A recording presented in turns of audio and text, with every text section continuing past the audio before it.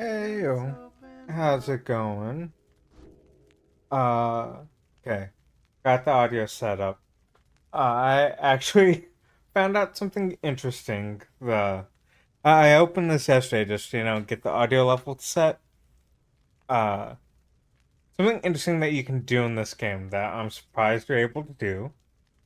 Uh, I've played this game before. I beat this game a long time ago with tons of save scrubbing so that I made sure I won every match. Uh, Not gonna do that this time. Just gonna play it normally. Um, but if you choose a new profile, it changes the settings that you had. You don't have to start the campaign. You just click on a different new profile, completely resets the settings that you have. Because I was like, okay, got it all set up, and then I was like, let me just you know, click a new profile thing kind of thing, and then as soon as I did it, it reset all the audio. But hey, how's it going? Happy Friday. It is Friday. Yes. Um, we're going to be playing Pyre, which is made by the same people that did Bastion and Transistor and Hades. This is kind of the game that they made that everyone just ignores. Um, Which I understand it's a very big change from their previous games. It is very more a uh sports game than it is a isometric shooter game like their previous games had been. But it still has the amazing music and the amazing story and the amazing art that you come to expect with any of their games. So I loved this game anyways. So yeah, we're just gonna start a new campaign. Difficulty standard. What's hurry text again? Okay, okay. And then no, we're not turning on aim assist. We will have subtitles.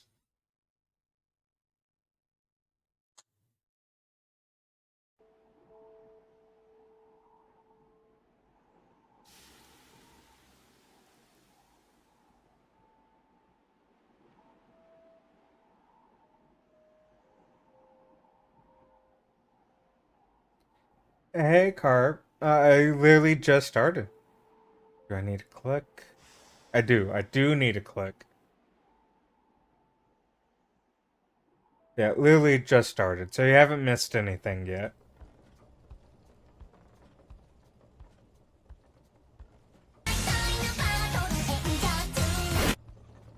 Not gonna lie, that scared me because I was not expecting it. Your days in the downside brought slow, lonesome agony. Now, as you lie, yielding to the elements, something rumbles into view. Three shapes emerge, each clad in strange attire. Downside, a vast purgatory into which the Commonwealth casts its convicts and its enemies. None have been known to return from their forsaken land.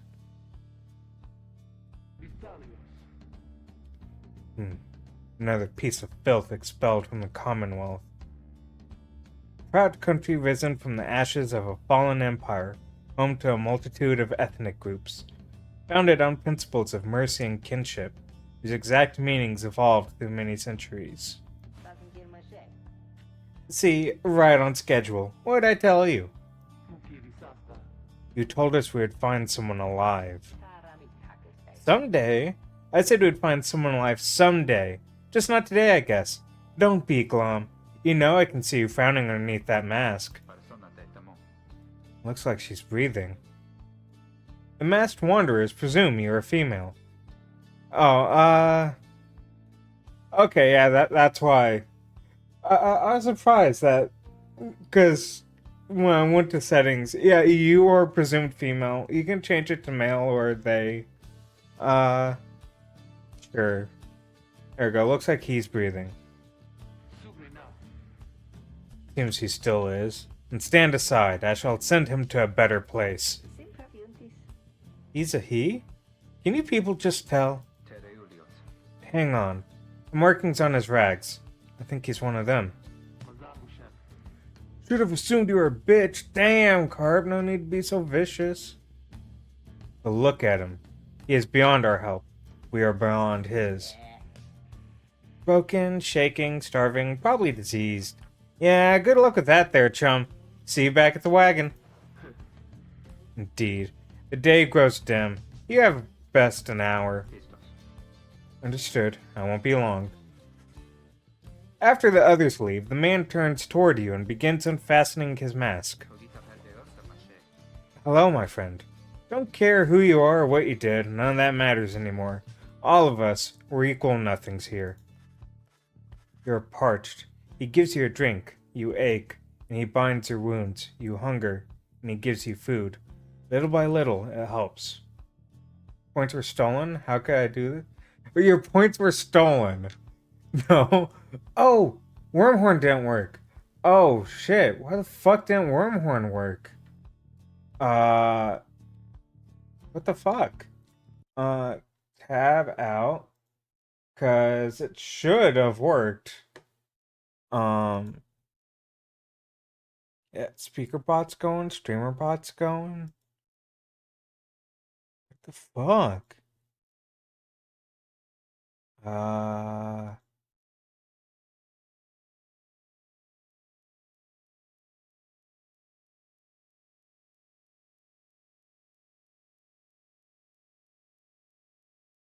Not masks, they are masks. Yeah, I'm sorry, they're masks. What the fuck? No. Let me try to do it, see if it will work now that I've since I've unminimized the things.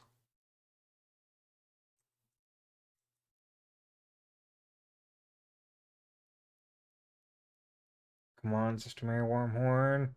You got this. You worked just fine last week.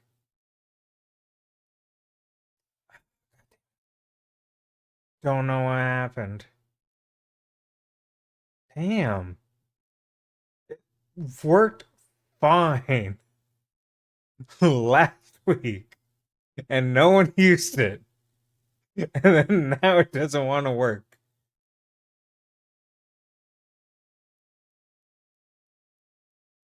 Hmm.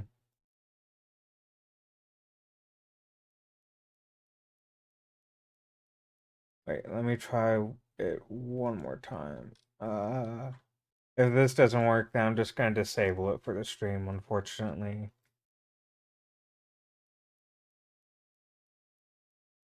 Come on, Sister Mary Wormhorn, you can do it.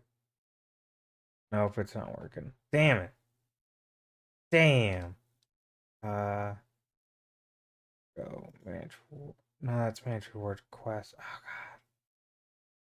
I just quickly disable shit. Uh, there we go. I think that is now disabled it so that it can't be used. I don't know what happened. God, that sucks. I'll have to look into that. Oh well. Oh, and damn it, I accidentally hit with. Yeah, I actually did steal her points this time. There. Turns out you're tougher than you look. Name's Hedwin. Now, come on. He is one of the three masked wanderers who you found clinging to life in the downside. You sense no ill and I know. I wasn't thinking when I hit just clear all. And I was like, oh yeah, damn it. You sense no ill intent as he helps you up and leads you to an old black wagon. Nothing like the stately vessels that paraded Commonwealth criminals through the alabaster streets. Okay, just the exact same. Hedwin beckons you to enter the black wagon. Hey, Nightbug, how's it going?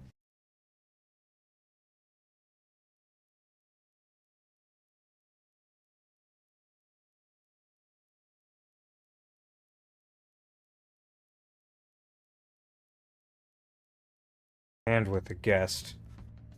She loosens the clasps on her mask. You may call me Jordario.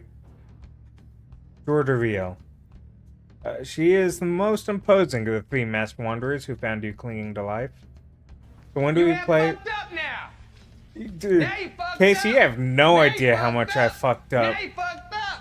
Now you fucked up. Now you Sister fucked Mary up. Wormwood Now doesn't you have work fucked right up. now. I don't know why, but she doesn't. And I stole Carp's points. I think Sister Mary Wormwood not working is more important though, Carp. And as for myself, the small one struggles with his mask. Jordariel soon assists him. How? That's to say, you may regard me by the name Rookie Greentail. Unsubbing Point Thief. I miss when we make good music with the fuck ups. It's because if I didn't and somebody did a redeem and did the random redeem and someone did it right after, it would just cancel one of them and take the points. And that's, yeah. You're poor? That's because you don't, lurk and chat long enough. He is the smallest yet loudest of the three masked wanderers who found you clinging to life. Such pleasantries out of the way, the horned woman then motions to the others. She glances you sidelong as she speaks. Can he do it? Hope so. I haven't asked him yet. What? Then what are we waiting for? Hey, a chum. Nice meeting you and all, but tell me something. You know how to read or what? If you're a reader. One who can derive meaning from text. Literacy has been prohibited for centuries. Those with the knowledge of the old ways violate the laws of the land.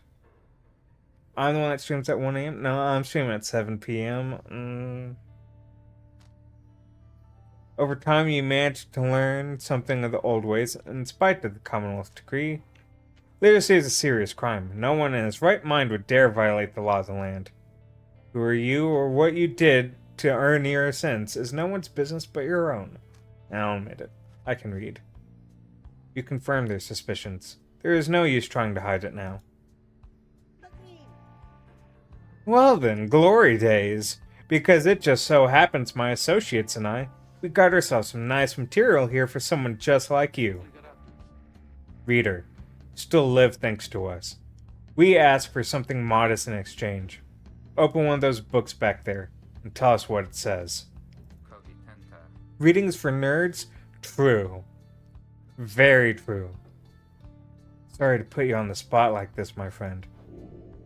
The exiles indicate the book in their possession. Have a look. If I can click on things. Well, look at them. They're so cute. Man, that's... rickety ladder.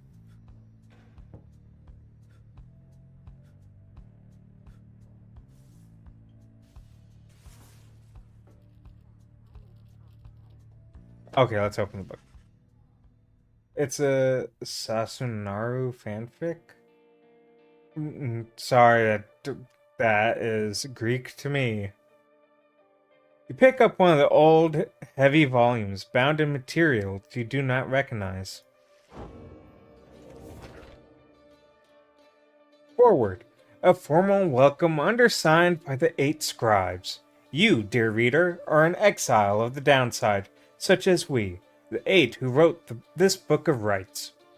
That you possess it, and have capacity to glean its words, is testament enough to your potential. Thus we reveal a path from the forsaken place to freedom, a homecoming in glory. The stars themselves shall be your guide. Ere the turning of the year's first solstice, seek the nearest longitude beneath the brightest of 8 as they align as shown. Arrive as a triumvirate,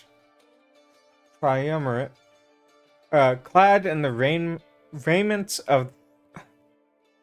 Okay, so I lied about being able to read.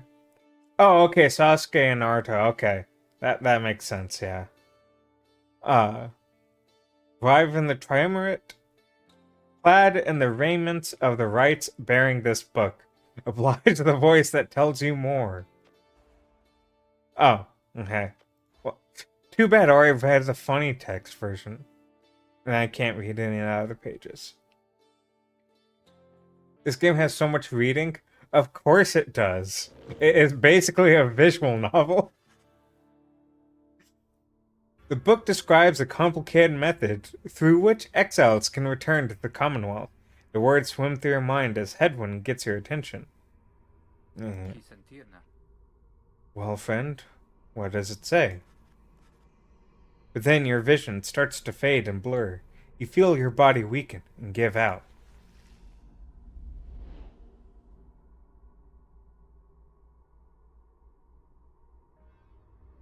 Yeah, because you play Sasunaru ones. Dare you tamper with forbidden knowledge? So soon after your sentence into exile. 'Tis true what the book says. You can be free again. Perhaps not you yourself, but someone worthy of the privilege. You witness now the path toward salvation. You witness the rights, the one way to return to glory. Though in your case, I hardly think it possible. Yet, by the grace of the scribes, it is my duty to inform you anyhow. It worked. So it is true. Yeah, but what now? Where'd the reader go? He should be out there still. For now, we have to put our faith in him. He could abandon us. He won't. You look upon the three of them from beyond as Headwind then calls out to you. Reader, we aim to free ourselves. We will not grow old and die in the downside. And now I swear to you, when we get out of here, you're going to come with us. But first we need your help. Show us the way. Freedom. You focus all your mental faculties and do as Headwind asked.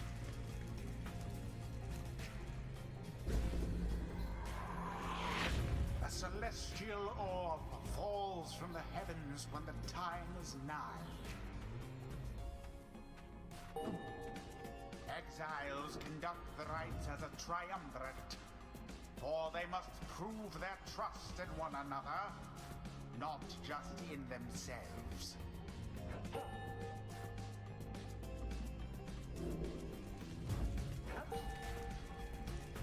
The three must act as one.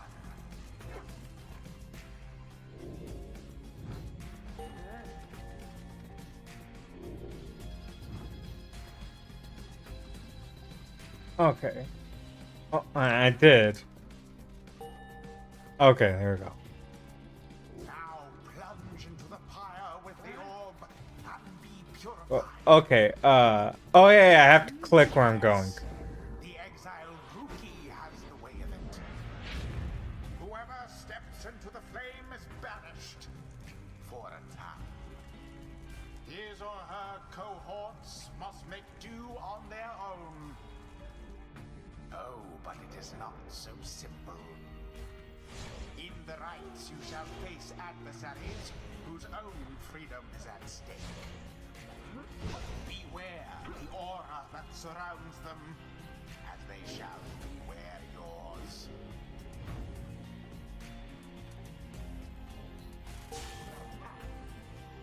The aura is your wrongdoing. Accept it as a part of you. So, as soon as you pick up the orb, you lose your aura. Cast your aura like a stone. Correctly done. It gets fucking wild. Again. Just so. A glorious performance, I admit.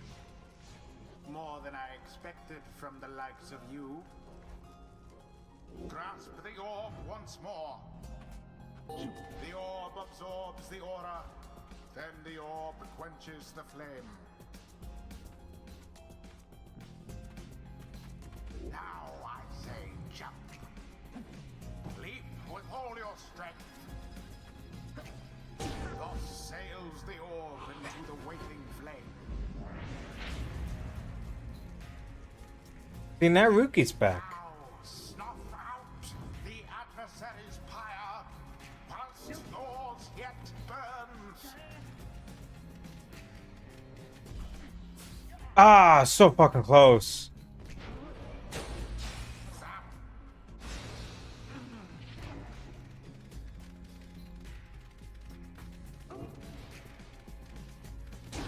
A blow against the adversary's pyre. Okay.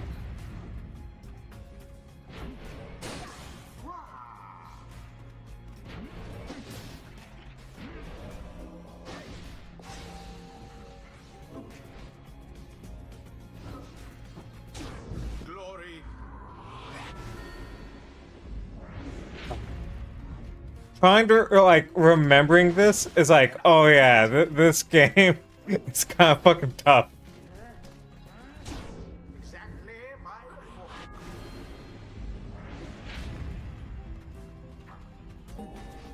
Ah, damn it.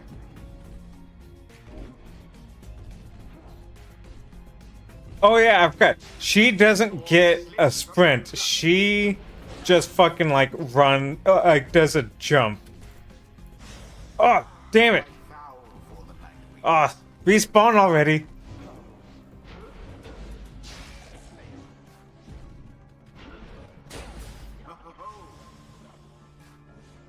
Yeah, that's her thing, is that she's really strong. She's really fucking slow though.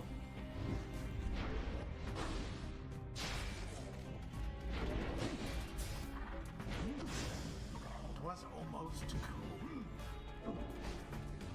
There we go. I see why this game didn't do too great.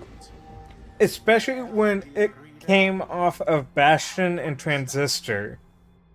So people were expecting games like that. This was but a glimpse. And this was very different. I would tell you to turn back. Cast down your hope. But all those such as you never listen. But yeah, this game can be really fucking tough. Especially because, like, you level up as you go. But the better you do, to me, the game gets harder. You'll see, if I do well. The others still pick themselves up as you awaken. Well, that was something. That was our way out. So now we just follow the stars, or what?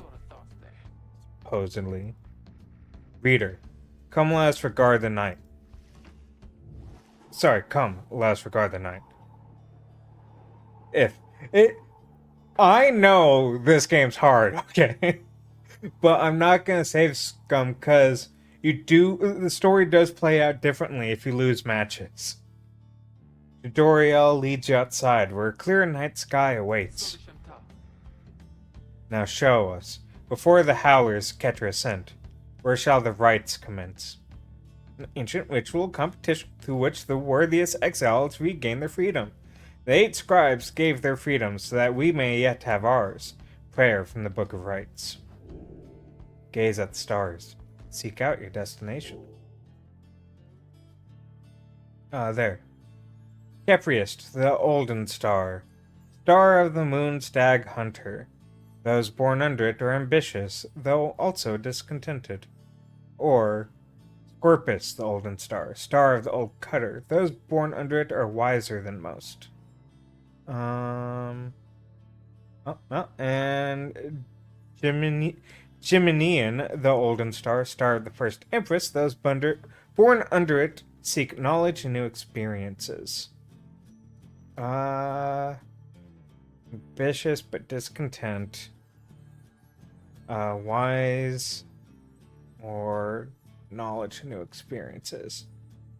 What do you guys think? I'm leaning towards ambitious and discontent, but I do want to get y'all's opinion on it. That would be. Oh wait, no, there's another one. Star of the Broken Bow, or those born under it, are steadfast or narrow-minded. Okay, well then let me look to see if there are other stars out here. Okay, yeah, it looks like those are a 4. If y'all are feeling any particular way. But I'm yeah, I'm leaning towards this. That's what I'm gonna go with if nobody says anything. So, I guess I'm gonna go with this. Yoink. Okay, I guess that's not the star. Oh, duh. It has to be the star that's lit up. There is no option. The South Star burns bright over a massive ridge of stone much further than the naked eye can see. Interact to determine the location of the next rite. You 100%ed it? So you actually played the multiplayer then? Because that's where most of my achievements that I'm missing are. I have a lot of the rare achievements, I just don't have a lot of the multiplayer because I just never bothered playing it. 200 leagues due east, the Ridge of Goal. According to the stars, the next rite shall soon commence there. The fossil remains of the serpent titan slain by Gol Goliathian yet loom over those living in its shadow. Great. And we're supposed to be there when exactly? Very soon, according to the stars. You should be able to arrive in time if you make haste. Then we need best get started. Wow. This ought to be good for a few laughs at least. What do you say, Jody? Dariel turns to you, studying you. Reader, do not deceive us. Pray we make good use of our remaining time. What she means is, glad to have you aboard, chum. We're counting on you, my friend. See you inside. Freedom. The rights are the key. It's a lot to take in. Fellow exiles wait for you in the wagon. Join them. There goes the wagon.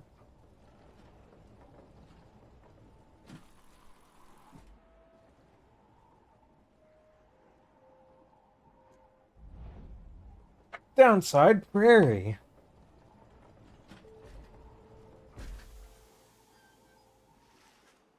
You arrive in Downside Prairie. One of Downside's only verdant regions. It only gets less hospitable as you press further north. There we go. Let me put the words in order. Where the road ahead is forked. There's a lack of consensus about which way to proceed. I'm telling you, we ought to take the northern pass. Got an associate holed up in the hollow route I've got to pay a visit to, besides. Northern route of the Ridge of Gold goes to a small exile encampment. Every so often, tempests come and scour away the huts and hovels, but they always crop back up. Pay on your associate. Best we head to Blooming Pool and avoid attention. The southern route of the Ridge of Gold goes through a humid area pocked with hot springs. Runoff from the sand folds mean no bathing in the springs, so they're just there to mock you. Get stuck in bog while we're at it? The dispute continues as Headwind listens for a while. What if the reader settled this? He marks the way, we get us there. These rites are meant to test our faith. We'd best learn to trust the reader's instincts on our path. No second guessing him along the way. Can we all live with that for now? Yeah, sure. If necessary. Then it's settled. Just point the way, my friend. The star guide us through you. Okay, way the option. So this is where I can make a choice. Blooming Pool. This, we might be able to find rare flora here. Or Hollow Root. Someone who owes Rookie stuff. I'm leaning towards a Blooming Pool.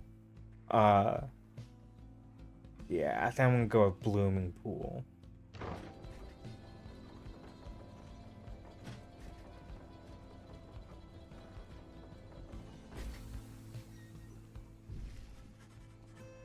Dariel offers to show you around Blooming Pool, after she notices you staring at the bogs and vegetation near the wagon. Soon something catches her eye. Observe. This shall pay for half our trip.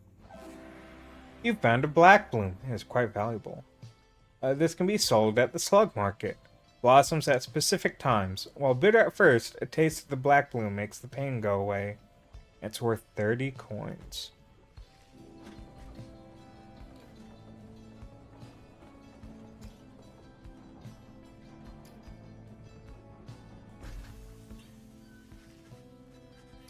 The black wagon grinds to a stop at the base of the ridge of gold. The others ask you to assist with making preparations for nightfall and the commencement of the rite. Okay, page revealed. First exile. Then we can interact with people in here. Greentail family portrait. Reasonable likeness of the younger Rookie with his mother and uncle. And Rookie is nearby. Geordie's throw rug, fashioned from a howler's hide, sends their ilk a clear message. Dariel says not to step on it. Headwin's cooking tins, but passes for cooking supplies on the downside. Headwind does most of the cooking, donning his raiments.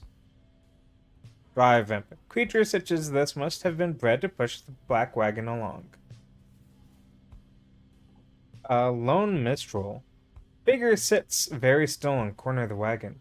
He is unresponsive, but seems to be alive. You observe the man slumped in the corner of the wagon, bearing some sort of stringed instrument.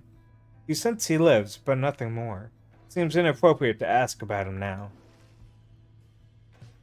All that stands between you and the vast and unspottable downside is a wooden door. Colorful robes and ceremonial masks adorn one of the wagon walls. Dariel seems to have something on her mind.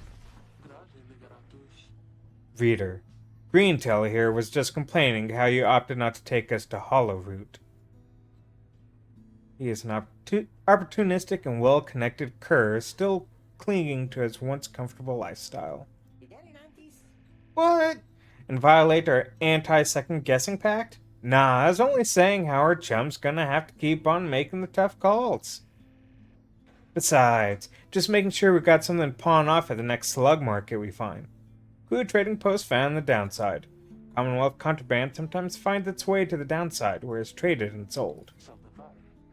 And we have. Now let us focus on the task at hand. We have reached our destination, and have much left to prepare before tonight. The two of them soon go about rummaging through the raiments and books strewn about the wagon, leaving you to your own devices. Common room. Your fellow exiles' living quarters are functional, but little else.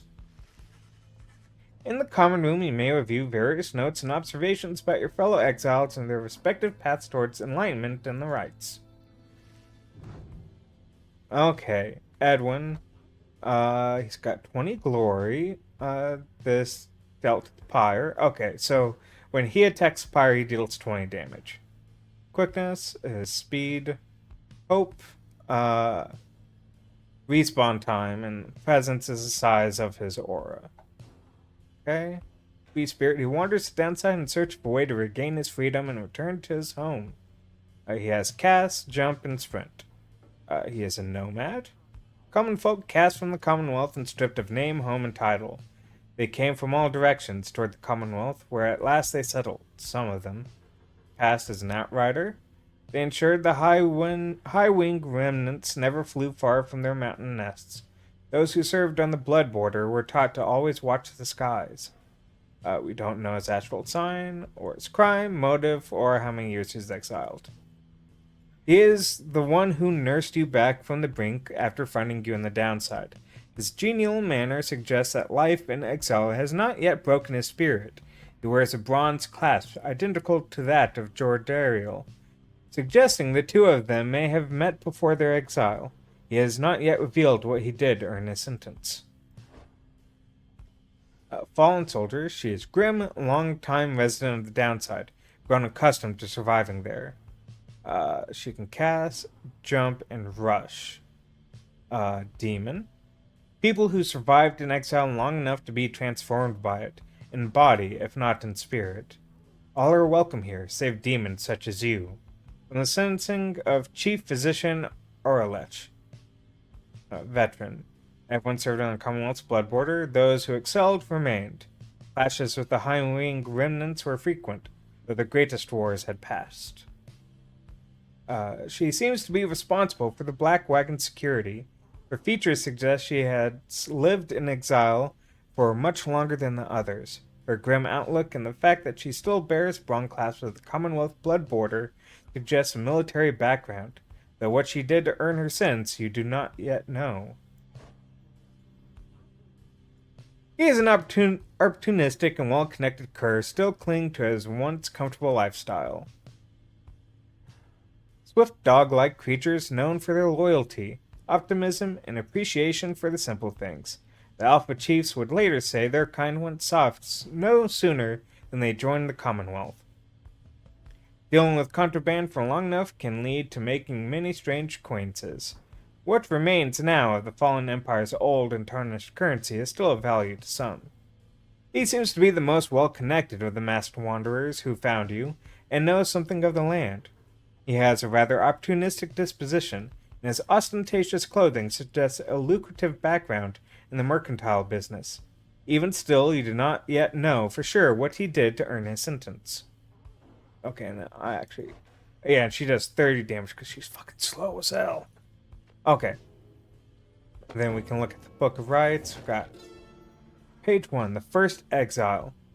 Let me just inspect so I don't have to try to read that font. In the words of Goliathian,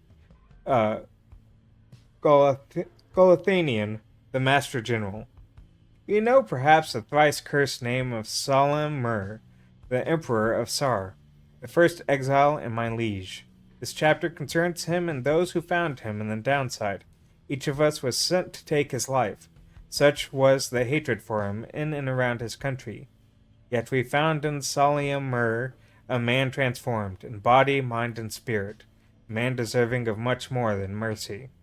In time, he named us all his scribes, and he became the 8th. It is my greatest honor now to share with you his deeds. To know his story is to know the rights. Okay. And so then with that, we'll just, get on with the rites. As darkness falls, your fellow exiles stand together, clad in the raiments of the rites. The preparations are set. However, everything is still and calm. Soon, they grow restless. Keep telling you there's nothing here. What a bunch of idiots we are. We traveled all this way for nothing. Don't think we did. Look up.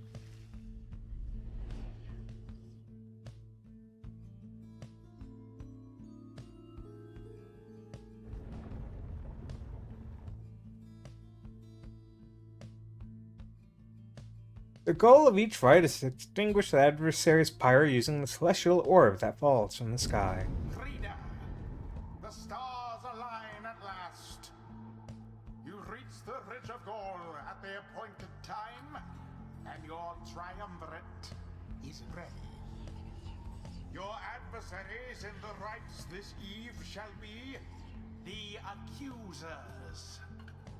Whose ever pyre yet burns once the other is extinguished shall step closer to freedom.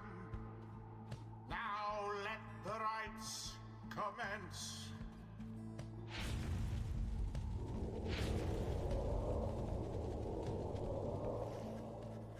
The stars are aligned and your pyre burns bright.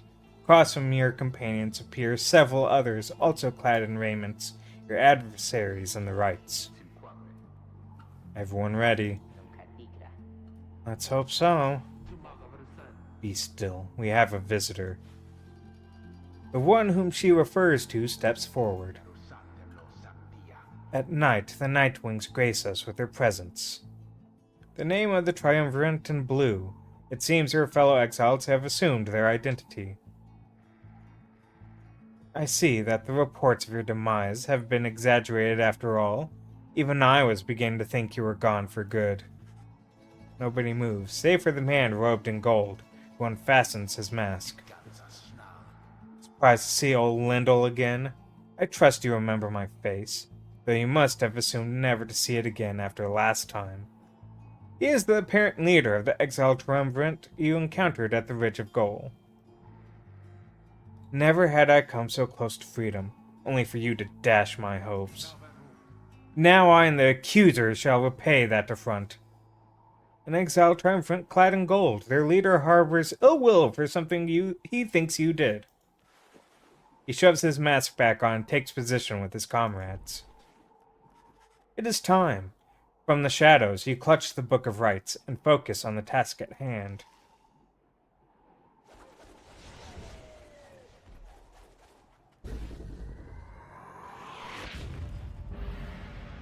Begin. 'Twas bound to happen.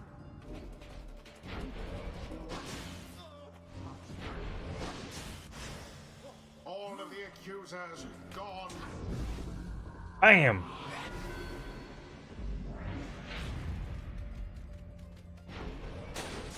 Well cast.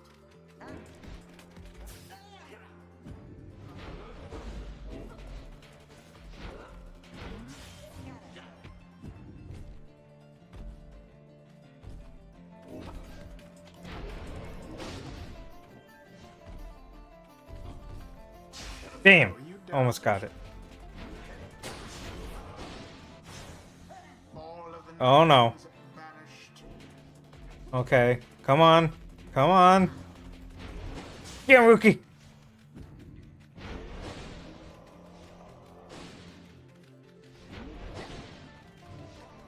Tis taken.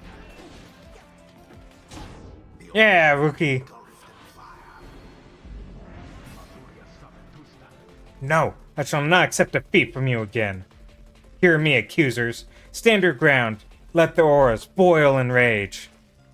It seems that you have flustered the accusers. We're getting there, but they've hunkered down. Fine. Then we shall disrupt their formation.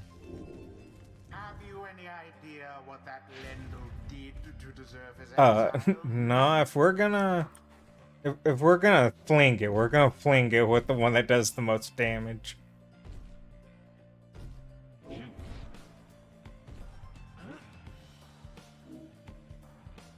Oh yeah, I forgot you can't, like, fling it at all.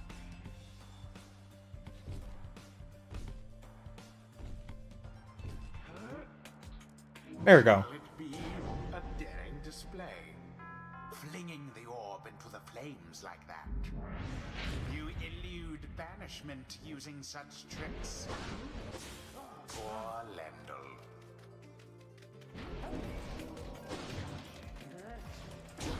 The flames of freedom, Good job, Rookie.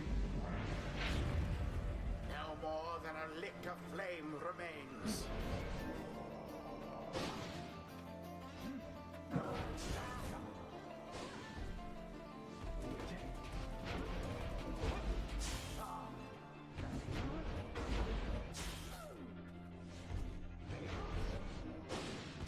Ah, damn it. I thought I had a sprint going.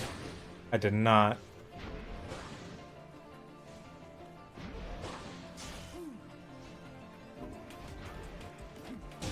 Yeah! Done.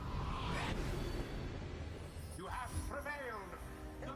Rejoice then in your single fleeting victory. And there we go. GG easy. You deceived me. I've earned you a hollow victory. But know this. The accusers will not forget your wickedness. When we next meet, you will rue the day. Bask now in the wisdom of the scribes. The Yeah. exiled Jodariel has gained enlightenment. Only the enlightened can regain their freedom. You done interrupting me, narrator? We have withstood worse nights than this, though few are strange. Okay. Sense of the Fallen Emperor, Vright's masteries in enhancing a demon's strength and physical prowess. As he fell into the downside, Salim Mur understood at last the consequences of his hedonistic reign. or Boons of the First Exile. Writes masteries enhancing demon spirit and sheer force of will. A fallen Emperor Mur moved past his many failings as a man, achieving selflessness in exile. After banishing an adversary, Doriel instantly recovers all her stamina. Okay, that's actually pretty nice. Doriel permanently gains 4 presence, raising the size of her aura. Star of the Right Doriel's Pyre automatically gains 35 health. Any adversaries banished by Doriel take 30% longer than usual to return. Using her rush to lunge forward, Doriel can rush again right away. When landing from a jump, Doriel briefly stuns nearby adversaries, making them drop the orb. For 7 seconds after saluting her adversaries, Doriel deals an additional 10 damage to adversarial pyre. Doriel can banish adversaries by flinging the orb into them. Okay. Fuck. So that's actually a really nice ability. But these are also, like, nice to have immediately. Fuck. The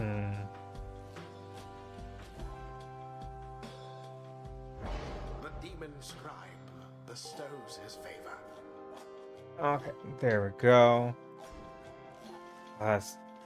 After the rites, the accusers disappear into the darkness. As you return to the wagon in the still night sky, you see a single star burns brighter than the rest, beckoning you onward.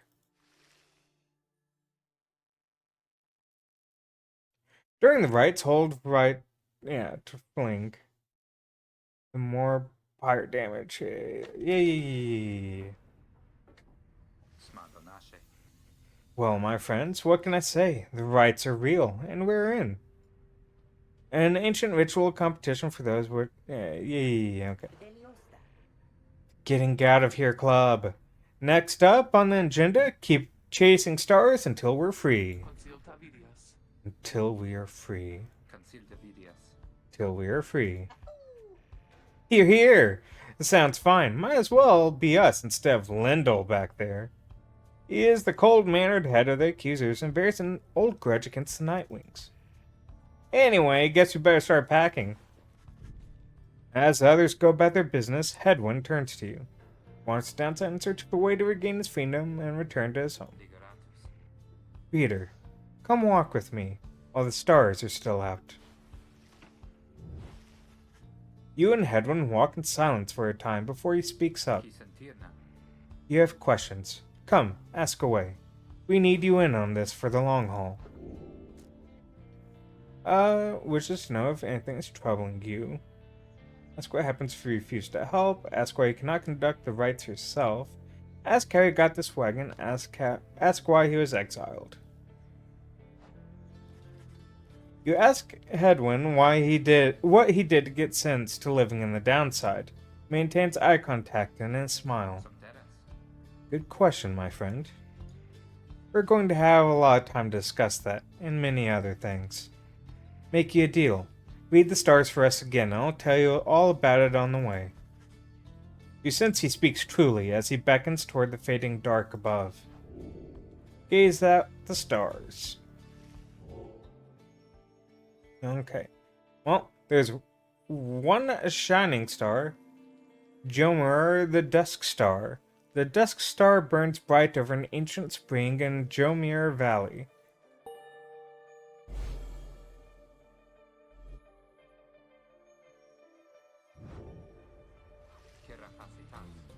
That's a long way north and west. We'll see if this old wagon's fit for it. Then he turns to the others. How's it going, Rookie? Lives fed, wheels clean. Status, Jody? She is a grim, long-time resident downside, grown accustomed to surviving there. No signs of howlers. Everything is secure. Good. Then, get some rest. We're headed to the spring at Jomir at dawn. We're off. According to the stars, the next ride shall soon commence here. The Alpha Chief hoped bathing here would cure his ailments, but only made him itch. Well, people want to talk, so... You sent Jadariel steel gates well before you turned to her. Reader, rummaging around the wagon once again. Tell me something, now that you are here. Look at me. Are you afraid of me? You consider the question. You've never before met someone like her, but do know something of what happens to those who remain in the downside for many years. Darrell wishes to know if you fear her. Admit she can be a bit intense. Very much aware that she could snap you like a twig at any point. From what you know of her thus far, you sense no need to feel afraid of her. However she may be getting at, you think it's best not to indulge her at this time. No, she could totally snap me in a twig. You tell her in a careful way that you have done your best thus far not to cross paths with her, and wish to stay in her good graces. Indeed, it is comforting to know that my mere presence instills fear. One day perhaps you too shall grow some horns, if you survive this place. That day shall put the fear you feel in some perspective. Now then, I shall go make my rounds. She walks away. You feel the floor of the wagon shake with her step. Dariel lost one hope for the next rite.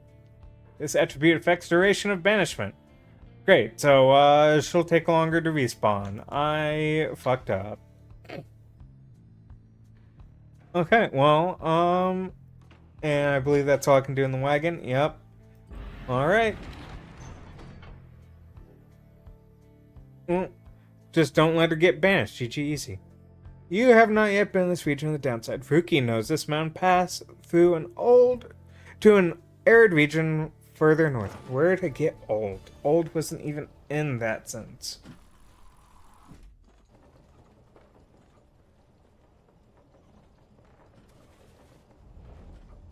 Gomir Valley.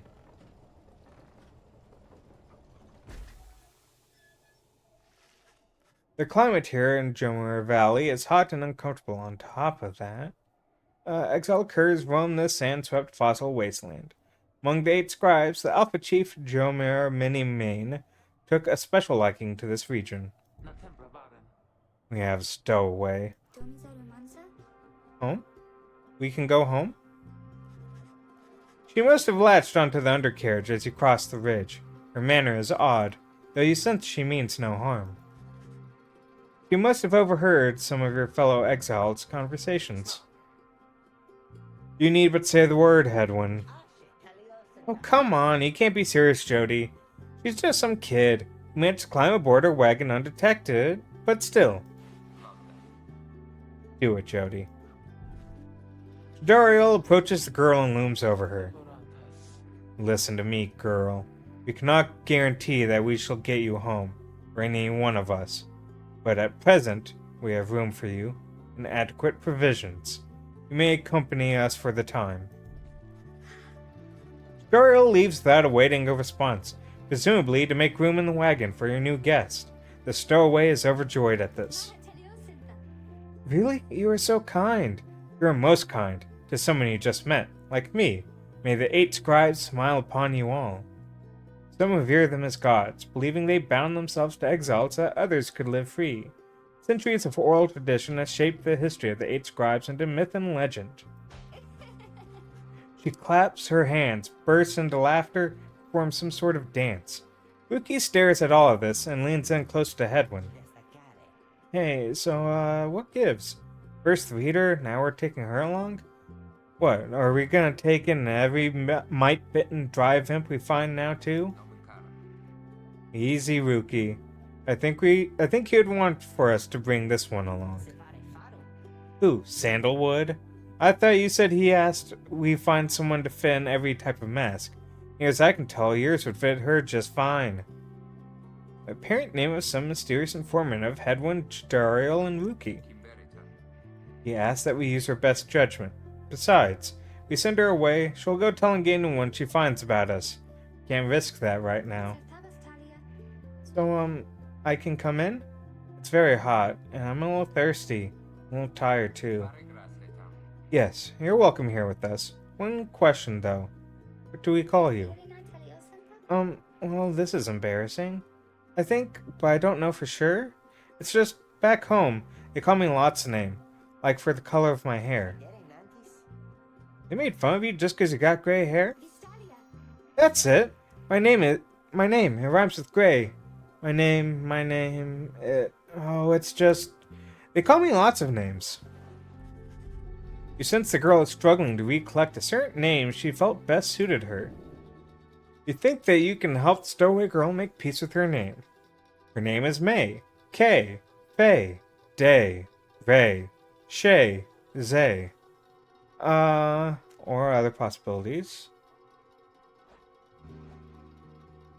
Lay, Che, Nay, Tay, Jay, Gay, Bay.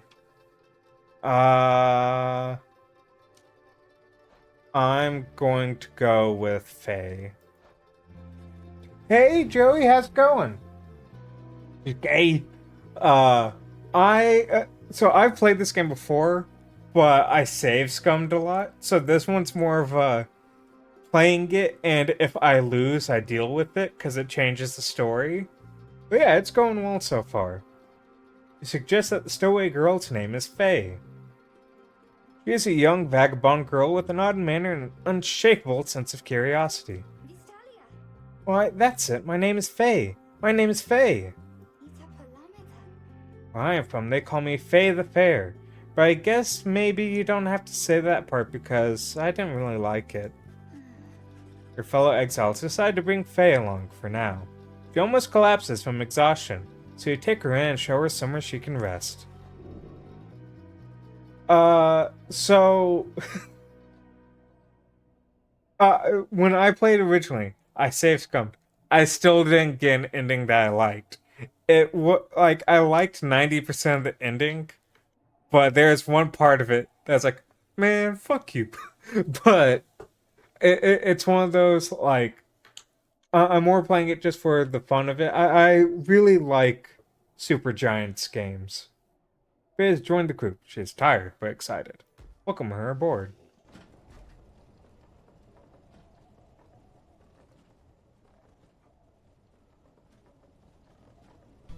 Also, I really love just the set piece maps that they have. The black wagon arrives in a somewhat peaceful stretch of Jomera Valley.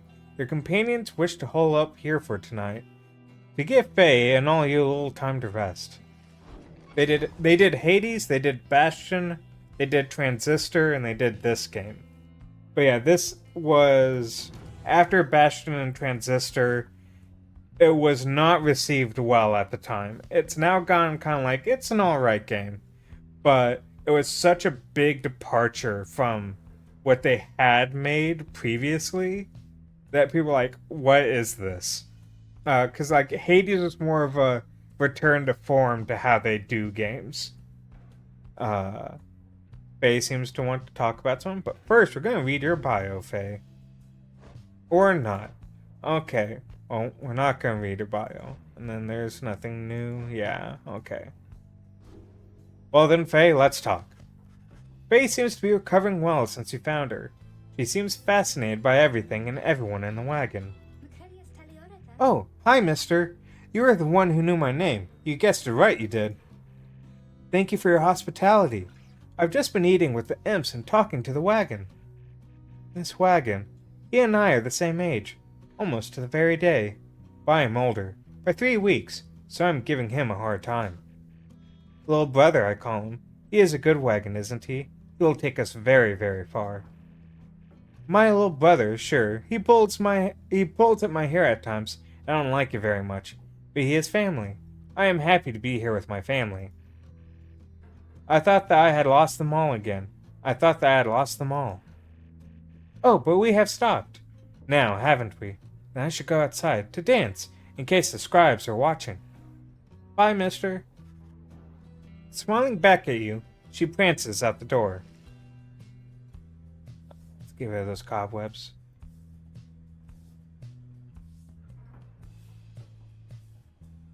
Okay. Cobweb. There we go.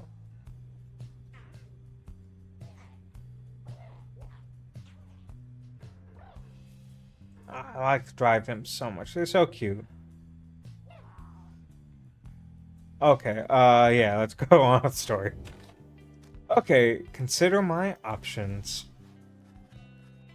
Your fellow exiles are taking a moment to unwind. Jadariel motions for you to join them. Best get used to the new life here, reader. We seldom get such moments of reprieve. Perhaps some further study of that book shall pass the time. You could join me for a little stroll if you're feeling up to it. Always something to be foraged around here. Or you could teach us more of what you know. Prepare us for the next rite. In any case, we do what we can to stay busy. Keep the sense of isolation while at bay. At certain junctures, you may choose from several vocations. Ways in which you can make yourself useful during occasional moments of free time. Use what time you have. Okay. I can forage for resources, study in private, hone your skills as reader to grant small global bonuses to your fellow exiles during the rites, mentor a companion, teach your fellow exiles of the old ways to raise their individual rank in the rites more quickly. Search for surrounding air valuables to be added to your Black Wagon stash of goods. Let's go with mentor companion. Having gleaned knowledge from the Book of Rites, you can impart some of its teachings. As each exile's path towards enlightenment is personal, you'll have to mentor them one at a time. Okay. So you're close to level 2.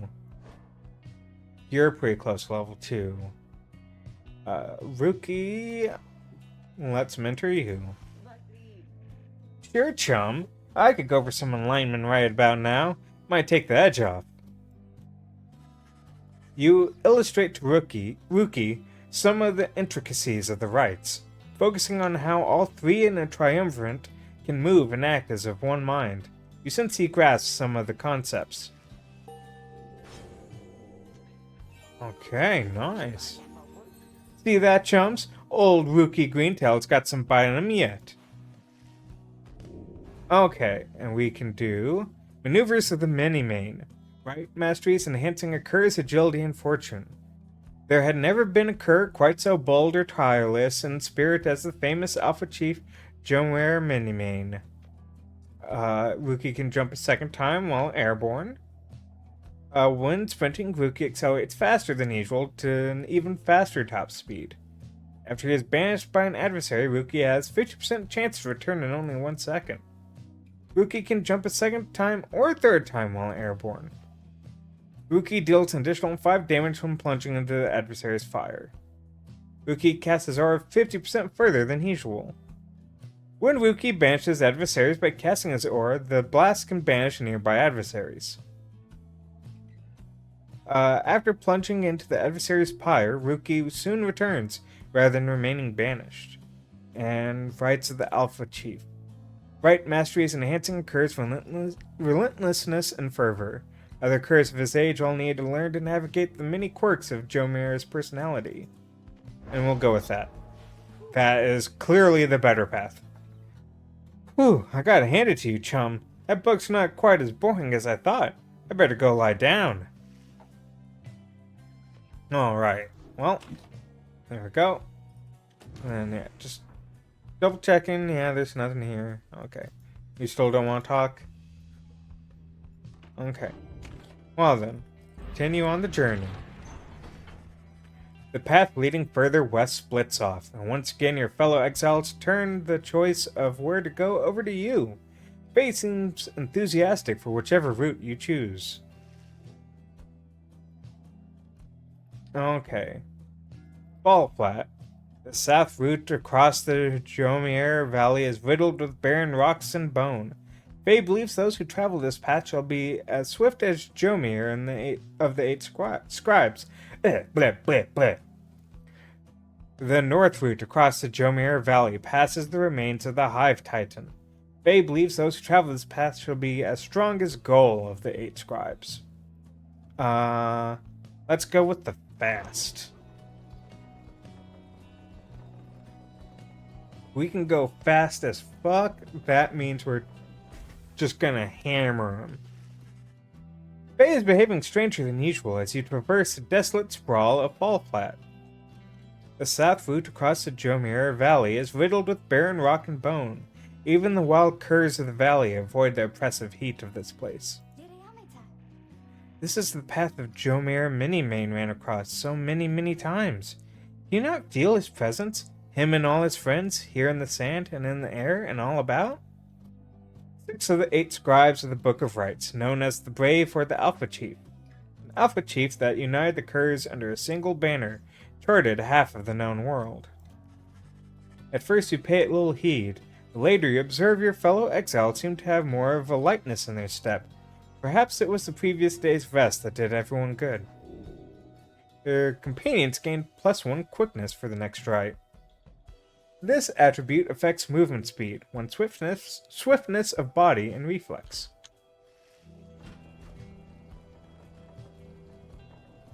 Oh, look at him go! And look at that scorpion, just got bouldered. En route to the spring of Jomir, you hear all about the roving slug market, which appears to be nearby. Wookie insists you take a look after you settle in. Okay, page revealed the last emperor. First we'll go the black wagon. Okay, well, we got a page to read, sir, so hold on. Inspect page. The last emperor, in the words of Galathanian, the master general. How many nations did I scour in the name of Salim Mur? How many countries fell before his spears and blades? Such questions mattered less to me with every passing victory. Our legion swelled across the land, our dominion grew. The Emperor Salim Mur paid all this little heed. He only tended to his personal affairs. Our legions relished the autonomy. We did not know that the Emperor cared nothing for his legions, nor his people. He cared only for that which was before him. One day, he learned of such a thing as to befit his name, and vowed to seek it out. Okay. Edwin motions for you to join him. While his manner is as easygoing as ever, you sense he is searching for the right words for what he is about to say. You'd asked what I did to get thrown in here. Figured I'd tell you. The others know. I was on the blood border for several years. The northern edge of the Commonwealth is a flat and vulnerable expanse. The Highwind remnant seized upon it at every opportunity, from the cover of clouds or darkness. An outrider. No real rank, but pretty important job. Whenever the harp swooped in, it was up to me to raise the alarm. A winged race, also known as the Highwind Remnants, at war with the Commonwealth. They are as coarse as their feathers. They hold themselves superior. The Archjustice Androbolus the Ninth. One day, the harps came without warning. No alarm. It was a slaughter. So I heard, because I wasn't there. I was with one of them.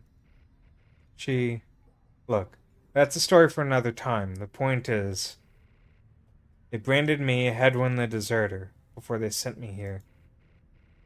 I didn't want to fight. I abandoned my post.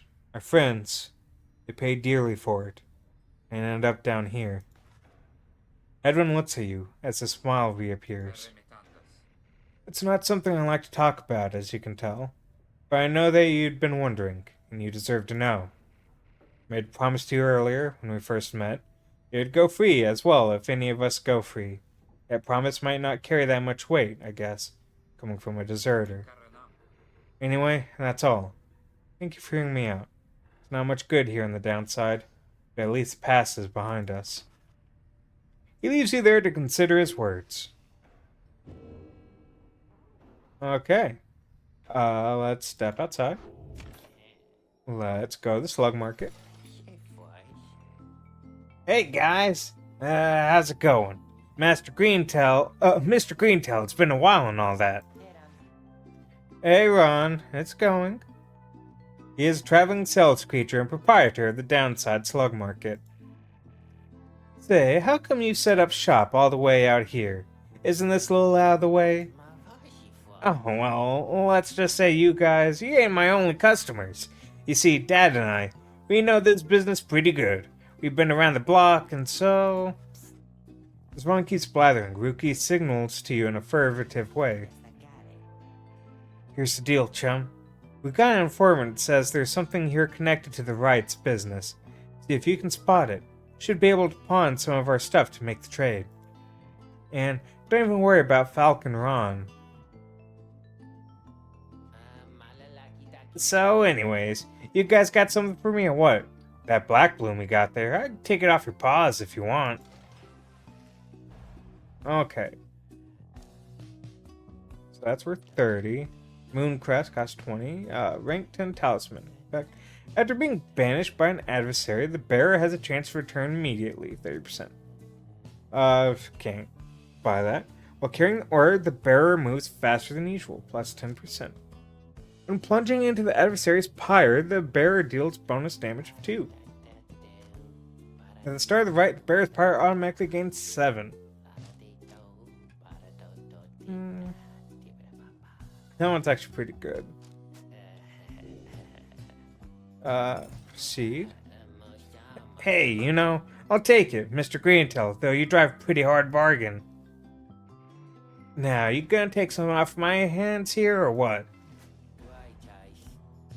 Drag moon. Okay, so you knew I was gonna buy the moon crest anyways. That's a one-of-a-kind thinger you just got there, you know. You got yourself a real good deal for me as well, so thanks. Switch to the roster to equip the talisman. Apparently, any one of us bozos can get a little edge of that thing during the rites. I mean, just a question of who gets to try it out. Each of your fellow exiles can have a talisman equipped. Decide who shall wield it. Oh. Boom. Anyways, Dad over here, his feet, you know. We've been having some trouble with his feet. Getting real something or other from all the hoofing around. And so, you see... Ruki indicates to you that now would be a good time to depart. It's just a little dad. Little dad right there. See you, Mr. Greentail. And your friend there, too. I like him. Seems real nice, you know. Okay. Yeah, we now know his astral sign. He was born on the 29th of the 7th moon. Suggesting he is devoted and faithful. One's astral sign often foretells of one's disposition, strengths, and idiosyncrasies. Motive, insurrection. Records state he wished to relay Commonwealth military secrets to the enemy.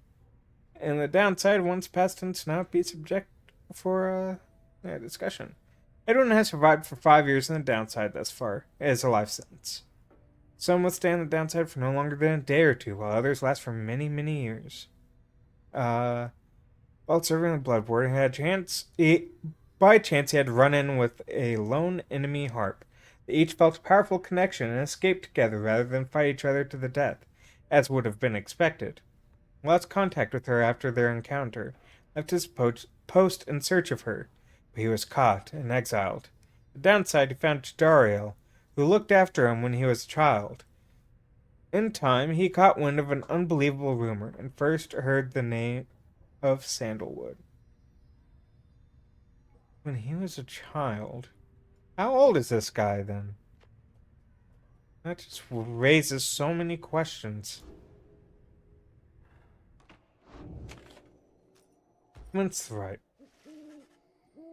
As you complete preparations for the rite to commence, you notice Faye approaching. You notice, too, that she is wearing your companion's raiments. We can go home?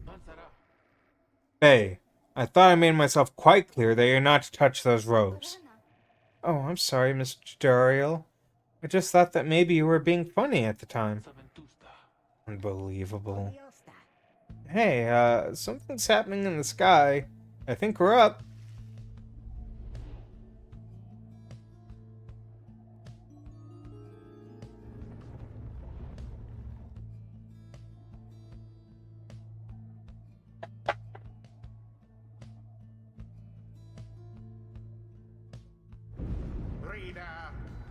What brings you to the spring of Jomir? Why, it must have been the stars. Although it seems that your triumvirate now numbers 4 exiles, not the expected 3. The rules of the rites were not created for you to besmirch. Prepare now to confront the fate. They still honor the traditions of the scribes, and surely have been longing for this chance. But first, you have a choice to make. The sky burns bright once more as your next adversaries in the rites approach. Their apparent leader is a bent old cur who regards you with a formal bow. At his side is an intense young man. You exiles of the Night Wings, and I am grateful that you chose to grace us with your presence once again. I am called Dalbert Oldheart, and this is my son, Almer. He is an honorable old cur bent on upholding the sacred traditions of the rites with his son. He is a dutiful foster son of Dalbert Oldheart, is very protective of him above all else. We need not greet them, father. We shall face you in the field this night, and may the victor's pyre burn eternal.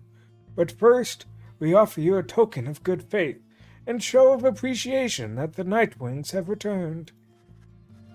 Dalbert approaches you with something in his paw. Since his motives are sincere as he hands you a small talisman.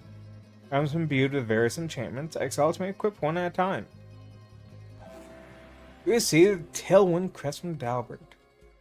+2 quickness. Thank him, and begin.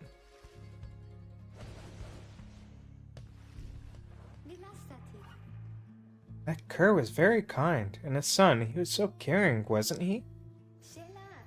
When can we start? I want to help you beat them. We need 3 of us exactly to conduct a rite. We've got 4 now, besides the reader. This ought to be his call. If someone has to stand aside this time, I volunteer. No volunteering, chum. I ought to be the reader's call. It ought to be the reader's call, remember? Very well then, reader. Who shall it be? Henceforth you choose 3 exiles to conduct each rite. Prepare to make my choice. Who shall stand together here this night? You're saying outside line, Edwin. Okay. You get this. What are your abilities? Faithful Drifter. She is a young vagabond girl with an odd manner and an unshakable sense of curiosity. Okay, you can sprint, cast, and jump. She is a savage. Simple folk ostracized for their deficiencies or differences, even prior to their sensing. Also called the Moon-Touched. They proved overly resistant to the principles of lawful society. Commonwealth never did know how to handle those who did not fit neatly into its mold. It is said those born under a wild moon often led a charmed and troubled life. She appears to be a vagabond who has wandered the downside for some time and has somehow managed to get by. Her simple and sincere demeanor suggests she likely was shunned in the Commonwealth and would have been considered a savage by the standards there. She seems unusually interested in the legends of the 8 scribes. Okay, then you can have the quickness one, because you're gonna fucking need it. Okay. Choosing you. As you will. We're choosing you. Don't have to tell me twice, chum. And Faye. Oh, me? Thank you. Thank you for believing in me, because I think the scribes do too. Okay. Hey, I'll have other chances. I think you did the right thing. Nightwings, I trust you are well prepared. For these old eyes yet see that the rite shall be commencing momentarily. Are you ready, too, my son? I hope so, father. Here, now let me show you. That kid sucks. No. No. No. Unfortunate for the fate. A favorable start.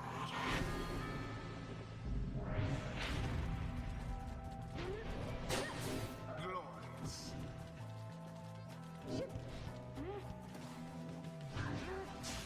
Damn it. Rookie! No! Rookie, you were supposed to defend! No! Rookie! Oh! Oh! Close call there, no.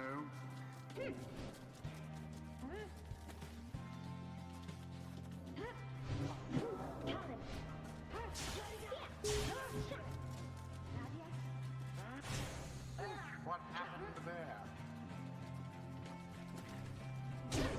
Resplendent. Bam!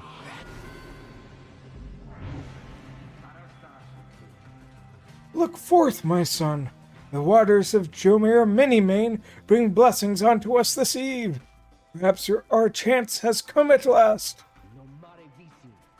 We need more than blessings to prevail against them, Father. Please, keep fighting.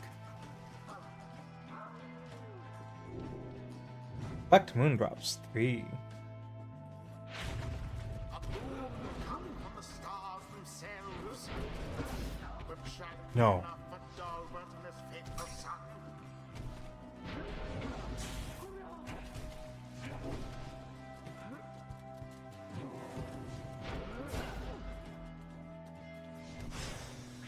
Sorry, Opa.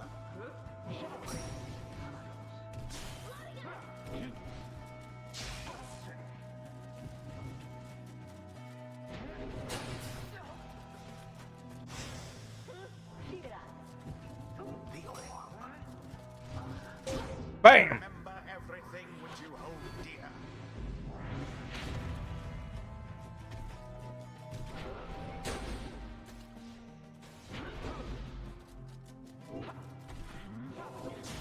Stand not in glory's path. One triumvirate stands unopposed. I want that third moondrop. Ah, damn it.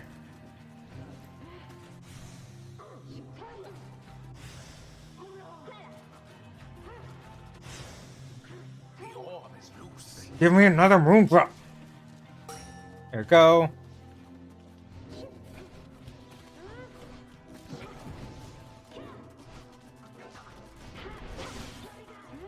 No, no, damn it. A little splash. They finally scored something.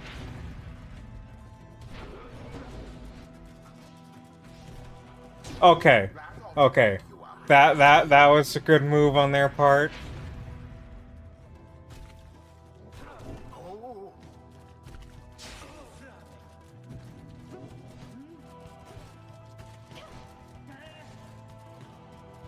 Haha. yes.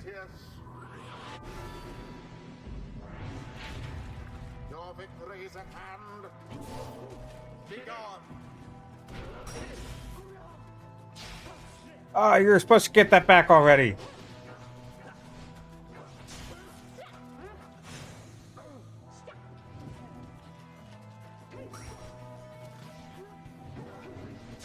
Too bad for that one.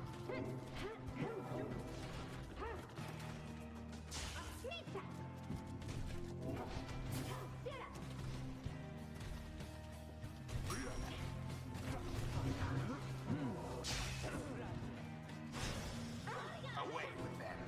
No, they're gonna get point.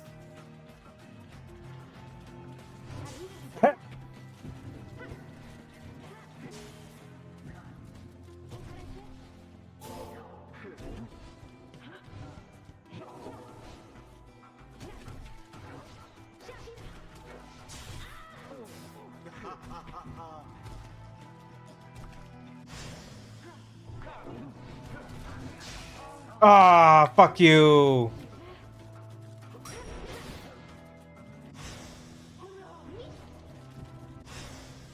Wherever did the night wings go? Seize the orb.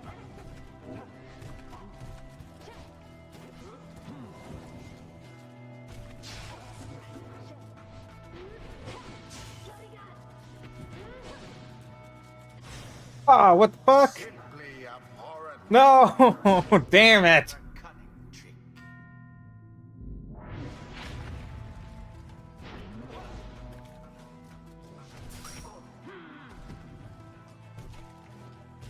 Now plunge into the flames.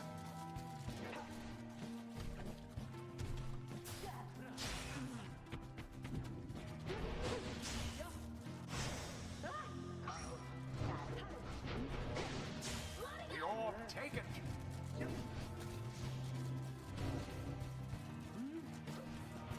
Aha! And it is done. Oh, The Night Wings prevail. Meanwhile, their adversaries wallow in defeat. Perhaps you shan't be quite so fortunate next time. seems we have prevailed. Yeah, I mean, I guess. Wonder what will happen to the fate. They seemed so nice, didn't they? Honorable Triumvirate determined to uphold the traditions of the rites, led by the cur Dalbert Oldheart with the help of his adopted son, the savage Ulmer the Helpless. Exile to the Night Wings! The dawn is yours, and you may yet earn your freedom. But father, the dawn might have been ours. We failed. I have failed you. Nonsense. We are the fate. We do as ordained and nothing else. Now let us go, my son, for I am weary once again. There is much to learn from this experience. Nice, nice.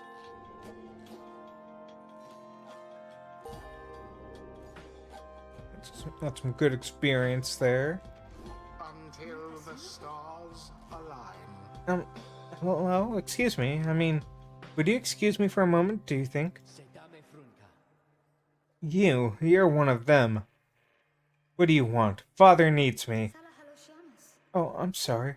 I think that I forgot what I was going to say. I'm so embarrassed, What is the matter with you?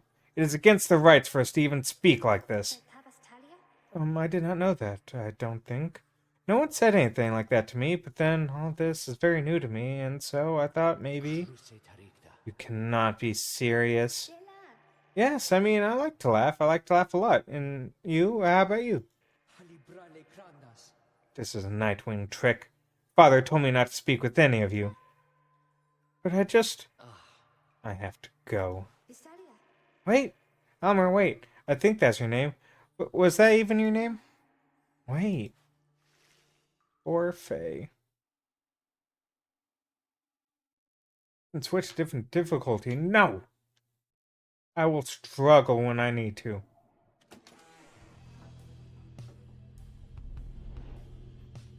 Minstrel disappeared.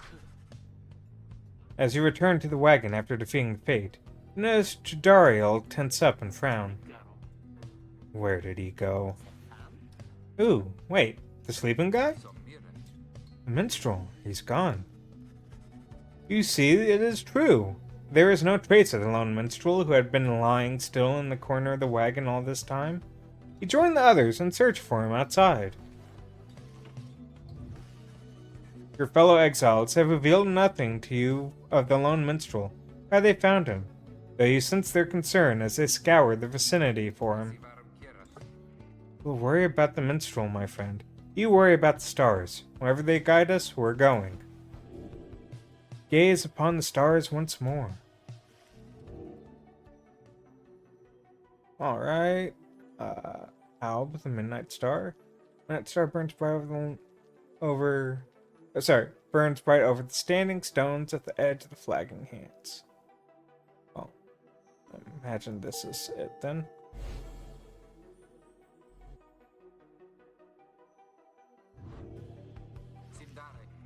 Everyone, we're headed back east, all the way across the valley.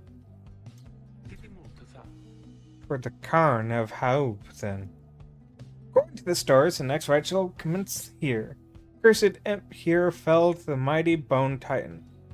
Tax the six shoulders. That's right. You have to risk it. What if that minstrel guy doesn't turn up by then? We shall find him. on this night or another. They continue searching for some time. However, the minstrel is nowhere to be found. Then Faye scribe catcher. The bundle of sticks Faye insisted on hanging in the rafters. She believes it brings good fortune. She is befriending critters, exploring with George Darrell, exploring with Rookie.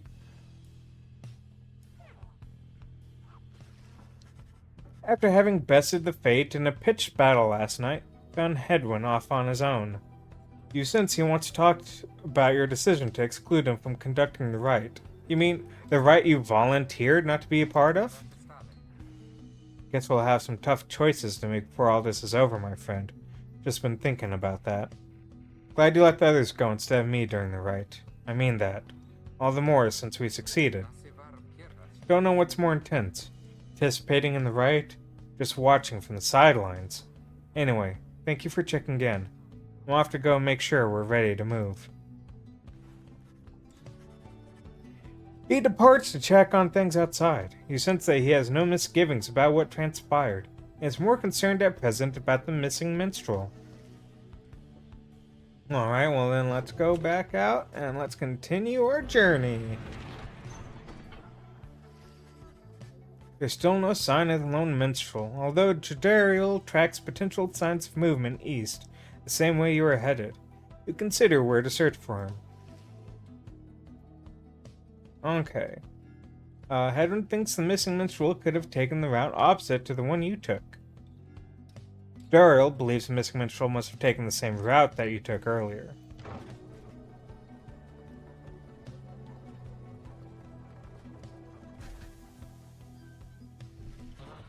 As you make your way through the dusty wastes of Fallflat, all there is to show for the missing minstrel is a deeper scowl on Dariel's face. Blast. Felt certain that he would have taken our same route to the Spring of Jameer. One of the downside celestial landmarks. The Alpha Chief, yeah, I made him itch.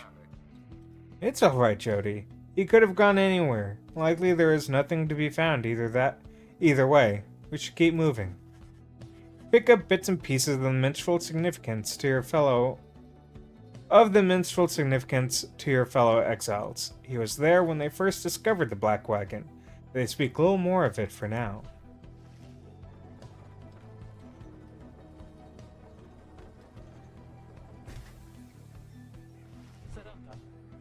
Stop the wagon. What? How come?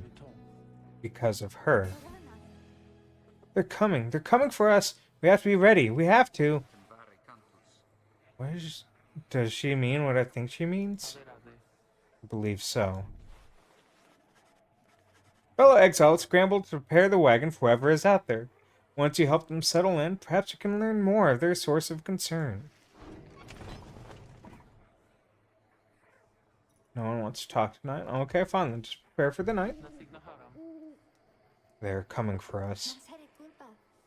They fear the scribes. They fear the scribes. I know they do.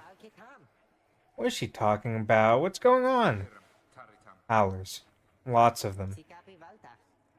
Then what are we gonna do? They fear the scribes. Calm yourself, Faye. We shall give them reason to fear us as well. We'll use the raiments in the books. Indeed. One of us can draw them out under the reader's watch. It'll be like one of our rites. Edwin turns to you. Seems we need your help in this, my friend. You just need a volunteer to go with you. I will do it, mister. Please, you have to let me. And the scribes, they'll protect me. I know they will. Dariel exchanges looks with Hedwin. Each of them nods at you as if to signal their approval. Faye intends to help fend off the Howlers. Prepare for them. Alright.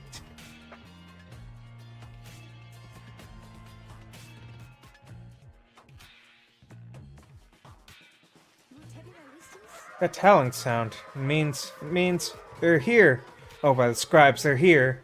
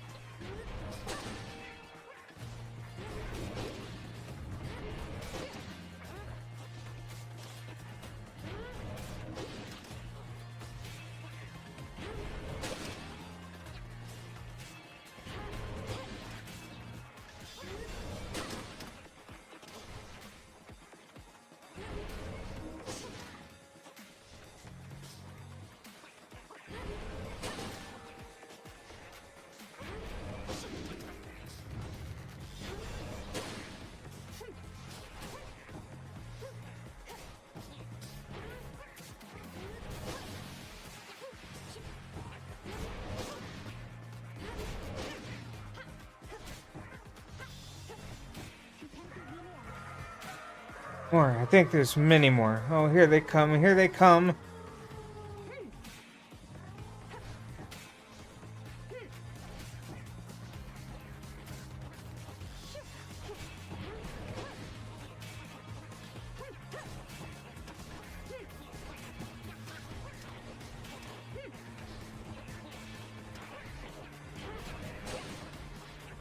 Fuck me. There's so many of them.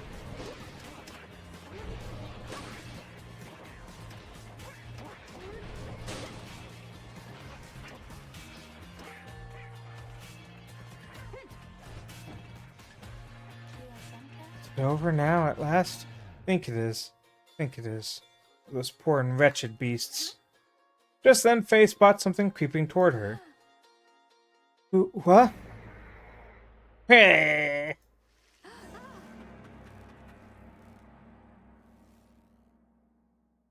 So I know what y'all are thinking. Ruki's the best, right? He's so speedy and cool. You're wrong. This guy's the best. The howling subsides as your fellow exiles scramble out to check on Faye. You find her in one piece, along with an unfamiliar little face. Wee hee. Isn't he the best? Can we keep him? Wee-hoo.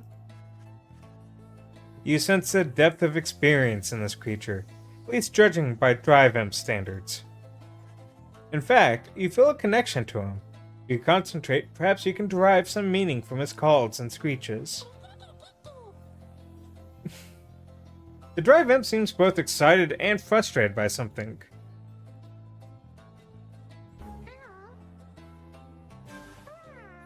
Oh, sorry, this Drive Imp seems to have history with your Black Wagon here, beginning to understand him. Drive Imp recognizes you are the new reader of the Nightwings. He is pleased to meet you. Now understand this unusual Drive Imp. Drive Imp seems satisfied at having gone through to you, and you explain to your companions what little you have learned of him so far. No one argues against letting the creature come along. Inside the wagon, the other Drive Imps stare at him with something like reverence. The Drive Imp joined you. He seems to know his way around. Welcome him aboard. He is so cool. I love him. What is your item in here? Oh, there it is. Drive Imp. Oh, no, that's just a Drive Imp. Okay, no.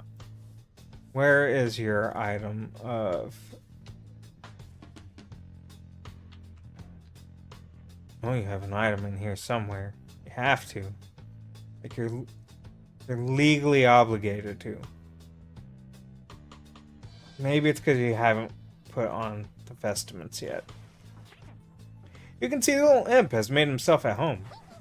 He rushes right up to you. Your new imp companion seems very pleased to be on the wagon. He indicates he was able to find you thanks to the swarm of howlers. He has no love of howlers, and they know not to mess with him either. He plans to set up a nest that should ward off any further trouble from them. He looks forward to the road ahead with everyone and believes it shall be worth it. He seems to be saying he is happy to be back where he belongs, and he urges you to keep going. He bounds off towards his brethren settled in the wagon rafters. Okay, well then. Let's continue our journey.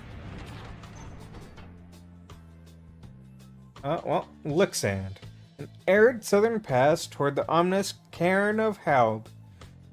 Your new imp friend seems insistent that you take this path bearing east, like there's an option.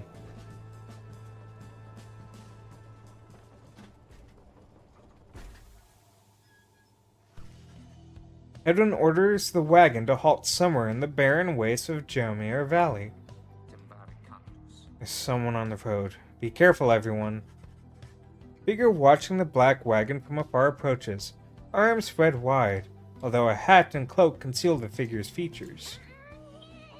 Then the imp rushes out toward whomever it is. The imp is very riled up at the sight of whoever is approaching, though in an almost joyous way. Pizzo! It is good to see you, and you found the others, even faster than expected. He is a venerable drive imp who seems to know the ins and outs of the Nightwing's Black Wagon. The imp called Tizo appears very pleased. The lone minstrel turns toward the rest of you. Hello. We have not met, but I know who you are, and who you must be. I returned as promptly as I could. Have you walked with the scribes themselves? Because I think maybe you have. Hello indeed. You had us worried there when you took off. I should knock him back into his slumber. I did not aim to cause you such concern. As soon as I awakened, I had to notify my client that the Nightwings have returned. Your client? My client, Sandalwood. He is your point of contact, as I understand. You did not find his wagon by mistake. So, what now? You continue down the path. That is why I am here. When we meet my client, he shall explain. For now you have a job to do. I assure you that I shall not interfere. But I mean to accompany you. Would that be all right? Edwin and others exchange looks. Welcome back, minstrel. You got a name? I am sometimes called Tariq. It is a pleasure to meet you, Nightwings. Appears to be a traveling musician, yet seems to be connected to the rites. The lone minstrel returns to the Black Wagon with your fellow exiles. The lone minstrel rejoined the group. Journey onward.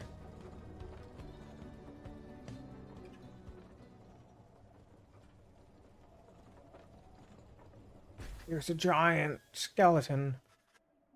The cairn of Haub is a foreboding sight, and it is here that the next rite is soon to commence. Vida, if you have a moment, once we are settled in these grounds, I wish to speak with you in the wagon, at your leisure. Okay, well then. Got a lot of things to do. Oh, okay. White lute, the lone minstrel Tariq's musical instrument, with which he chronicles great deeds through song. He's nearby. Interact to listen to various music from your quest. Okay, cool. Okay. Well, let's talk. The lone minstrel seems to have situated himself in the wagon. He is very still, not unlike when he was sleeping. Rita, I shall keep this brief, as you shortly have a rite you must conduct. You have read something of the Book of Rites, which means that you know something of my nature. Ancient manuscript revealing a mystic path to freedom from the downside. For centuries, the teachings of the 8 scribes have been passed down through oral tradition alone. On the contrary, you know not what he means, and he soon senses this. Forgive me, for I spoke too soon. Suffice it, I have served the Nightwings for some time. Conduct the rites with glory, and you shall achieve what you seek. The lone minstrel nods farewell to you and steps away. Let's read the next page. The rope collar. I knew it was a fool's errand, but my liege, he would not listen. He instead insisted to pursue a certain treasure, a celestial orb, freshly fallen from the heavens in the reaches of the downside. He would be a living legend if only he could grasp it. Grasp it, whispered in his ear that Calmier rope collar, his elder most trusted aid. Would that I slew that man myself.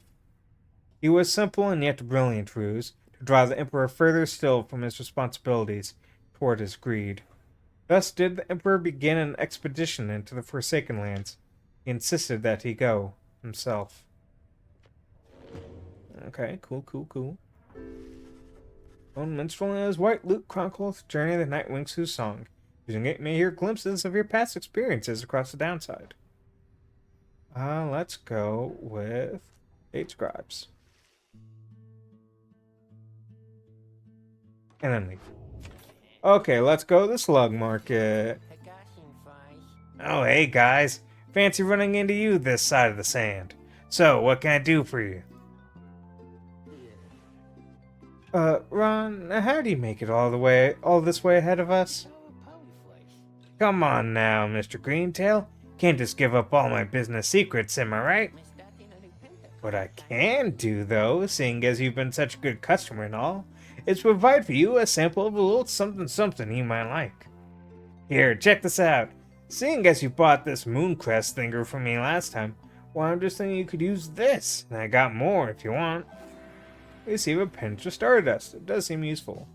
Raises the rank of certain talismans by 1. Drag a talisman to enhance it. Usable once. Thank Ron for the sample. Interact with Ron to quiet him down.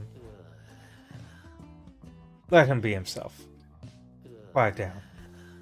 Be yourself. Okay. After banishing an adversary, the bearer gains 1 gold, up to this many times per right. 10.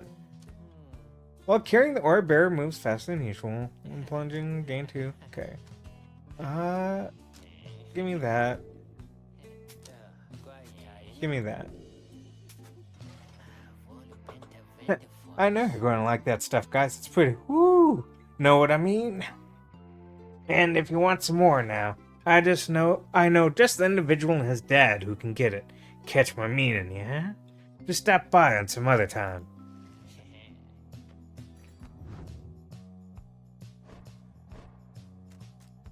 Yo, take that.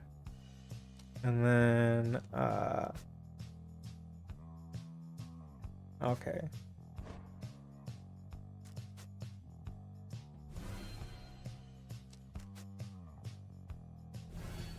There we go, even faster. Appreciate you doing business, and you guys be sure to tell your friends, okay? Commence the rite. You and your fellow exiles gather around the sacred site known as the Cairn of Haub, anticipating the hour that the rites are to commence again. All is quiet for a time, and then...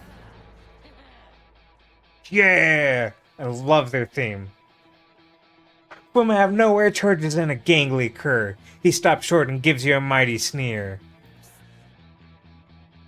That's Barker Ashpaws. Real piece of work. Just don't make eye contact.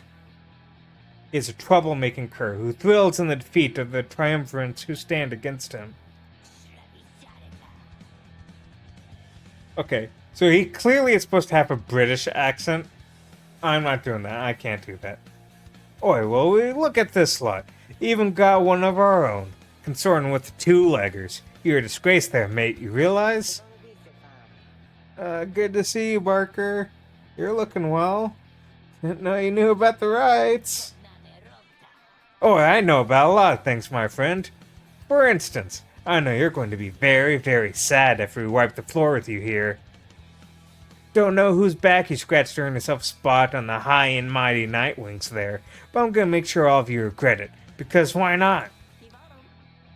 Sounds good, sounds good. The cur Barker laughs away as his pack stumbles after him. Hear them howling and cackling as the stars above begin to glow.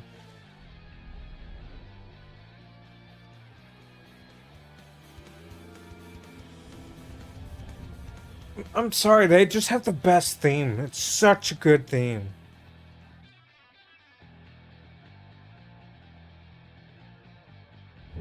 Welcome, dear reader, to the splendors of the accursed cairn of Haub.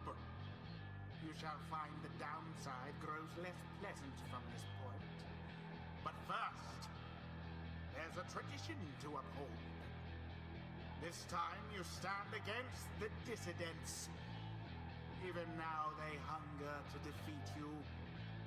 Perhaps not simply to regain their freedom, but to deny you yours.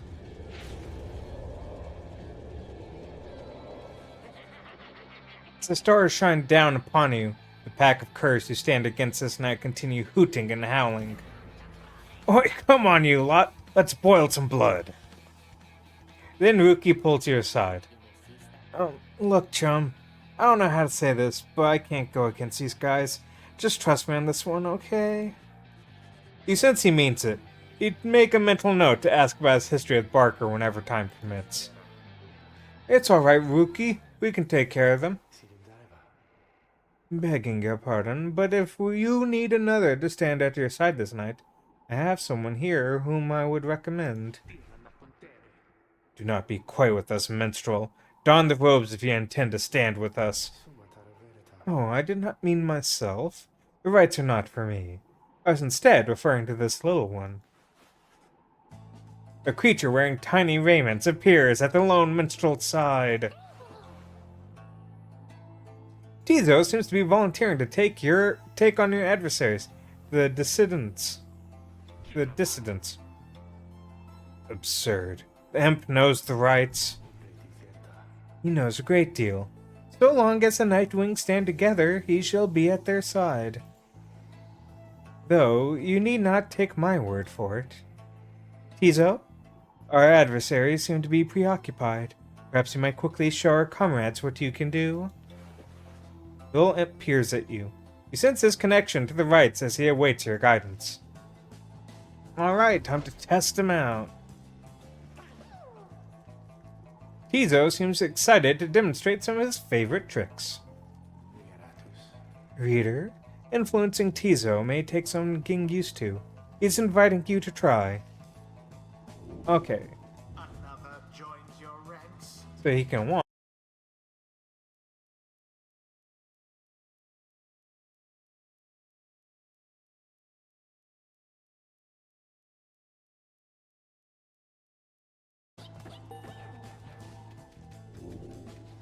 He can explode!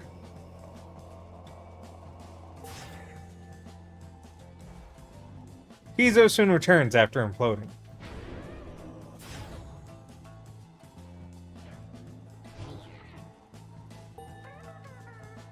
I like Tizo a lot, he's fun.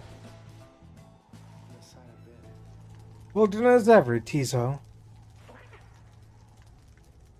Tizo is happy to lend his support during the rites, if you could use his help.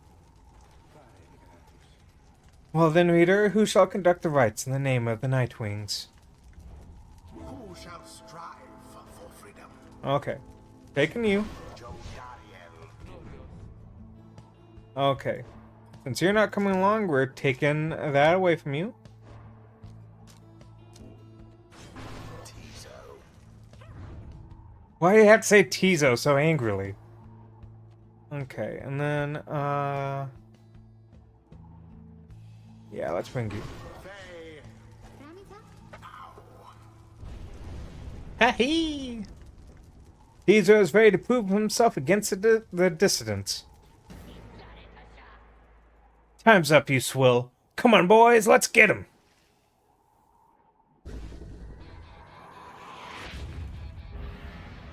Commence. Alpha.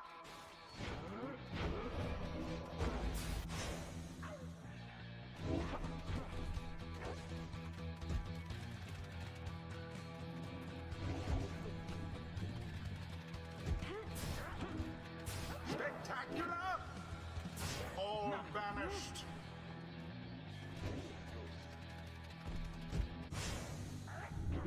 Oh, let me just, What? Why didn't it kill him? My, my.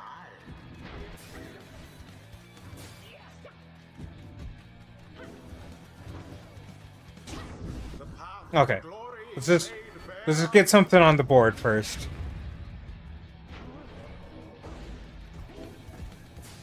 Engulfed within the aura. A second wind.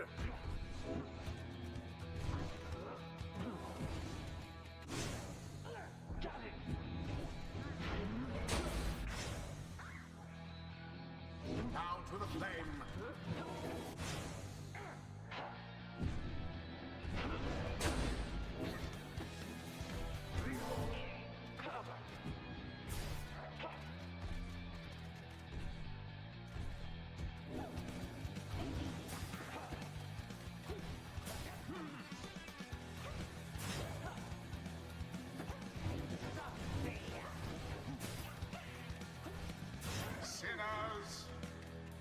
Huh?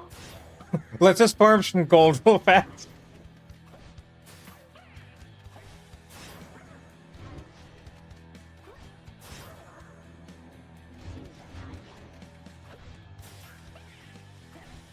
Audacious on.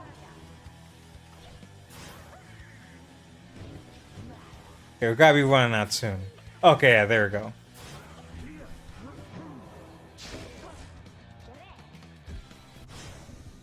None left unscathed.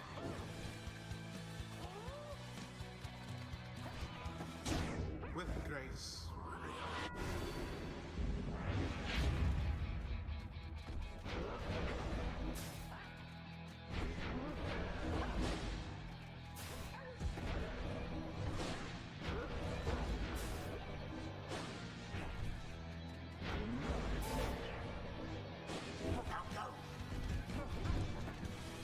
Ah, so close.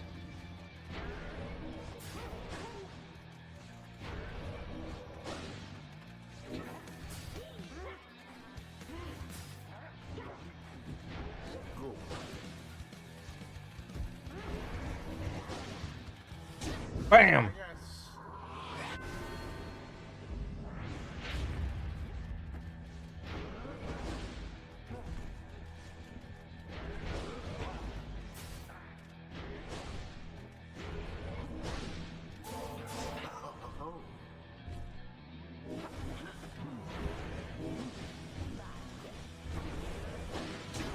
Bam!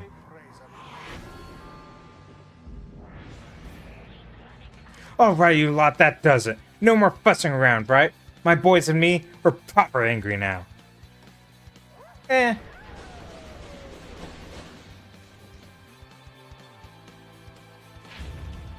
Careful now. Your adversary Barker there seems rather fired up. Yes. Now end the ceremony.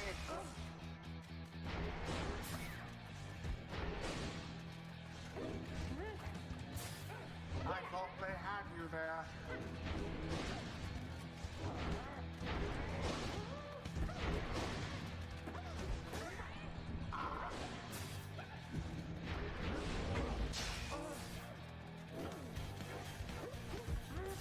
Stroke of luck is all.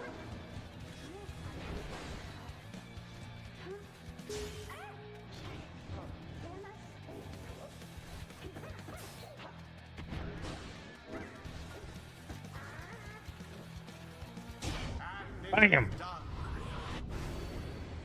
The Nightwings prevail yet again. 'Twas a glorious performance. Huzzah! Say.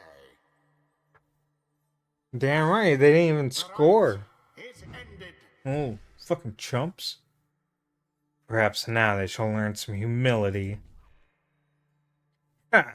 Ha ha! He's very excited to have prevailed in his first right with your group. Well, well, I'll be a heaping ball of dung, but I just can't believe you shoddy lot showed us the what for like that. My boys and I will have to take you just a tad more serious next time. Till then, you just be sure to tell old Rookie Greentail that yours truly, he remembers everything, you hear? The rights do tend to teach something of trust.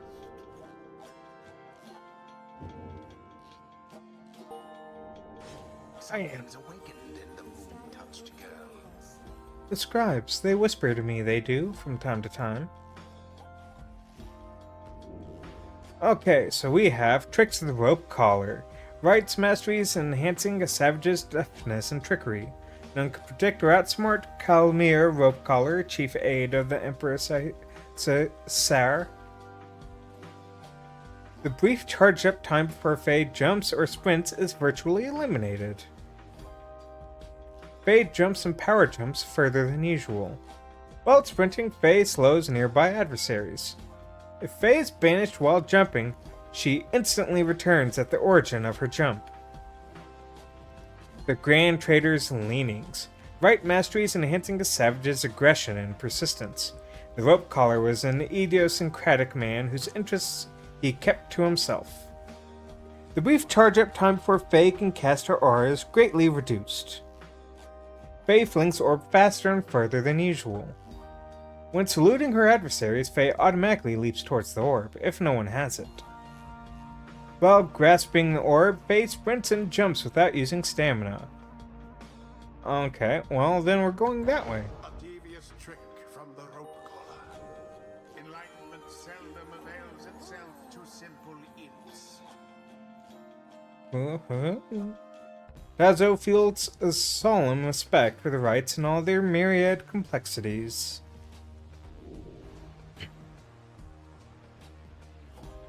The secrets of their cursed imp. Right mastery is unleashing an imp's latent and somewhat terrifying power.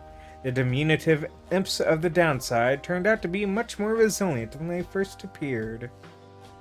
While fluttering or zipping, Tizo moves much faster than usual. After casting his implode ability, Tizo returns much faster than usual. Tizo's implode ability can banish adversaries in a much wider area. Tizo deals an additional 10 damage while dozing the adversary's pyre.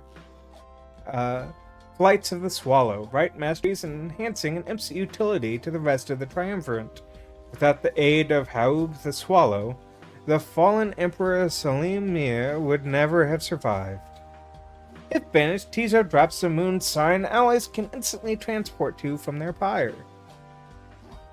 If banished, Tizo automatically casts his implode ability if he does not possess the orb. When saluting his adversaries, Tizo turns into a fast-moving howler, or back. If banished, Tizo drops an improved moon sign that boosts ally speed and stamina. Nah. Tis the influence of the imp scribe. I know you can make it so that, like, your teammates help each other, but I prefer making them each the best that they can be for scoring points by themselves. Because as you can see, I'm not the best at managing 3 people's movements at the same time. Splendid was your guidance of the Nightwings, Rita. Your fellows are fortunate to have found one such as you. May you find the freedom that you seek. During the rites, Exalter instantly banished to touch the adversary's aura. Press W to evade auras. There's his nest. After besting the dissidents with ease, you return to the wagon to recover from the night's ordeal. Figure out how best to proceed.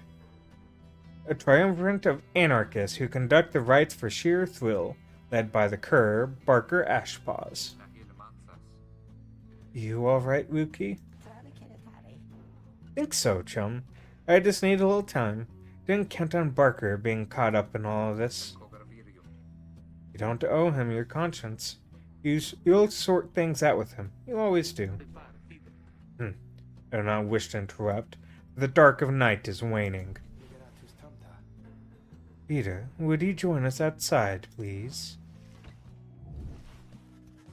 You find Chidariel and the lone minstrel gazing into the sky above the valley, which is beginning to grow pale. You look toward the heavens.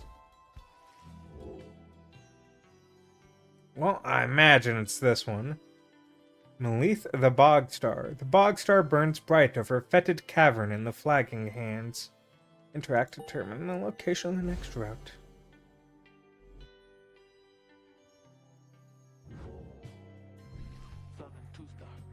Then it is as I feared. We are to press further north, beneath the valley into the flagging hands. Gloom-filled, desolate region on the downside, beyond which lies the sea. A fetid sprawl of noisome, festering, unpleasant adjectives. Basically a disgusting swamp pit. The scribes are watching over us. They will protect us, wherever we should go. Had you been to flagging hands, you would not say such things. The scribes have surely turned their backs on that place. If I may, the bleakness of the flagging hand shall wear upon you, be sure. I urge for you to take what rest you can, for you shall need your strength upon the road ahead. Your fellow exiles agreed to turn in for the remainder of the night. At dawn, you shall have to press deeper into the downside.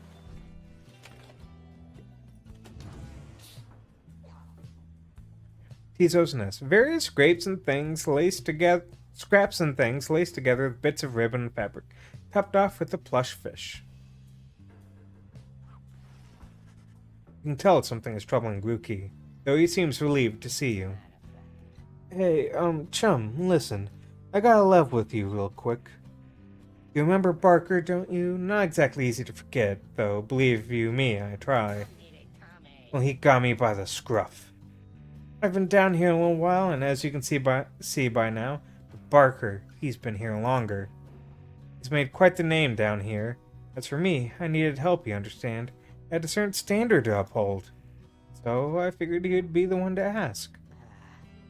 Then Ruki hesitates. But then his familiar grin returns. So if I owe him, though, right, chum? I got people back on the other side, and just between us, we're loaded. I mean, rich. My little problem with Barker, soon it's gonna take care of itself, just as soon as my people send the money through. So, I'm telling you right here and now, don't you even worry about it. I'm sure everything on that front is going to end up real tidy real soon. With that, he scampers off before he can respond. Seems Ruki owes a debt of some sort. What is on the line exactly, you're unsure. Okay, well, let's check out the common room. Anything new on him? No. Okay,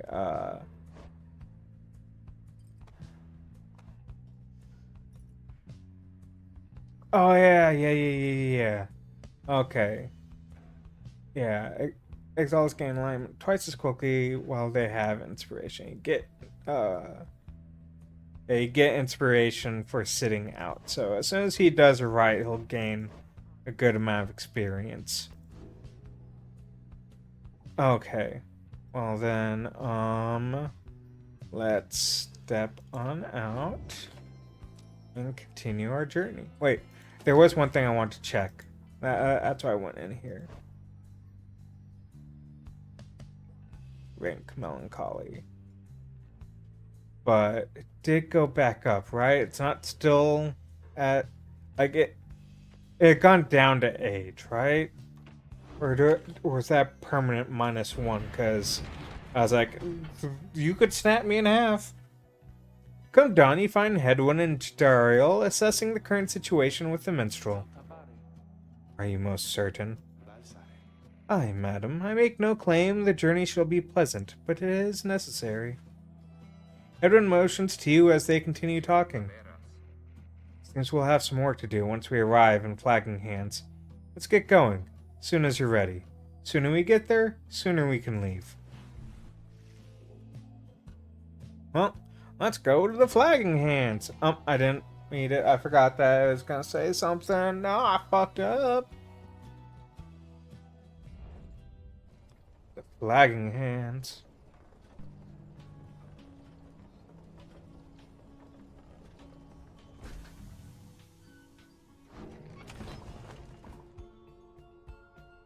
Well, I guess we'll just go straight into considering how to proceed. The Flagging Hands region proves dismal, as Jadariel indicated. The air is thick and foul. How far to the pit of Milith? According to the stars, the next rite shall soon commence here. A fetid din in which the witch Milith is sealed the physical form of Yislach Astralborn. All the way across the marshlands on the coast.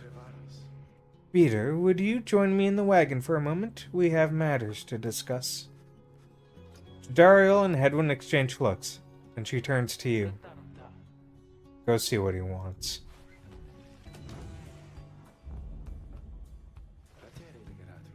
Thank you for your time, reader.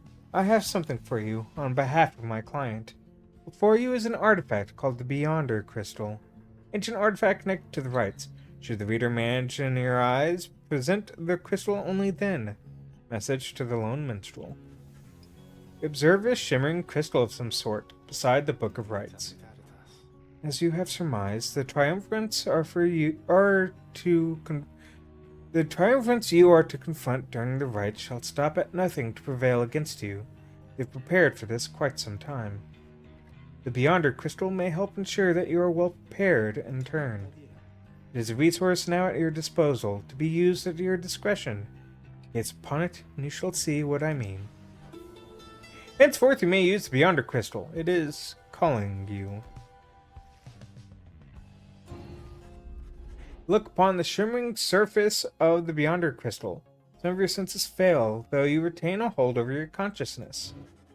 An apparition appears before you, clad in raiments of the rites, but incorporeal. I sense that you're not a total idiot.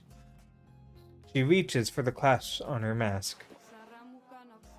So, the Nightwings have returned. Oh, but where are my manners? You must be their lovely reader. Please, call me Sandra. She is a wraith, expelled for eternity within the Beyonder Crystal and bound to serve the rites. We met briefly before when you first beheld the book. When you were stuck inside of it, I was among the phantoms your companions banished there, no doubt stroking their egos. You listen well enough to that damned voice. Now I suggest you listen well to me. Described within the book, it calls you during the rites and reminds you of your exile. The guy that talks really, extra. I'm bound in servitude to you, along with any idiots whose freedoms happen to be intertwined with yours. I know the rights better than anyone. I soon can whip you into shape, if you but take advantage of my services. First, I offer scribe trials to those friends of yours. If they can pass, it shall be worth their while and yours. Stand to a series of special challenges, custom-tailored for each of your fellow exiles. Secondly, my Beyonders and I avail ourselves of the practice rites, should you be so inclined. A spectral triumvirate banished for eternity and trapped within the rites, led by the wraith called Cassandra the Unseeing. No strings training competitions between your fellow exiles and Sandra's Beyonders. We could always come and chat and briefly free me from an eternity of boredom, You have invoked Sandra the Beyonder Crystal, let's do a scribe trial. Indeed. It looks as though one of your It looks like one of those failures of yours is ready for a lesson in pain. Who shall brave one of Sandra's scribe trials? Choose among the worthy. He's the only one that you'll allow a trial right now. Yes, Sandra, to administer one for special trials for Rookie. What, the loudmouth cur? Well, I suppose that he is ready, technically. Though I have a litany of reservations about him, but let's bring him forth. Soon Rookie appears, in heed of the summons. Chum, why are you looking at me like that? Into the crystal you go, buddy. Curs such as Rookie are quick and nimble, though tend to deal less damage. Yeah, I figured that.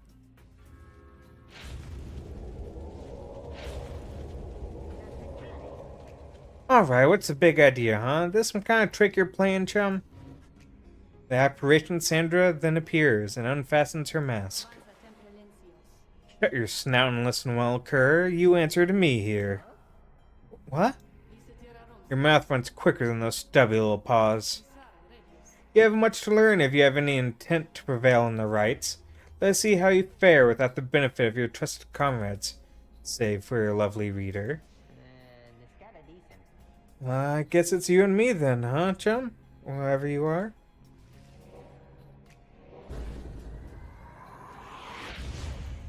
Alright.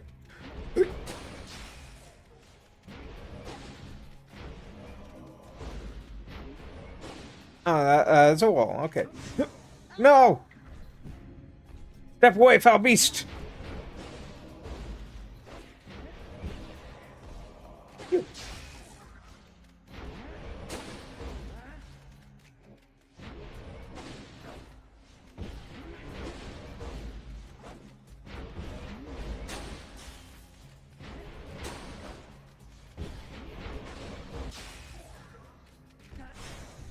Fuck you!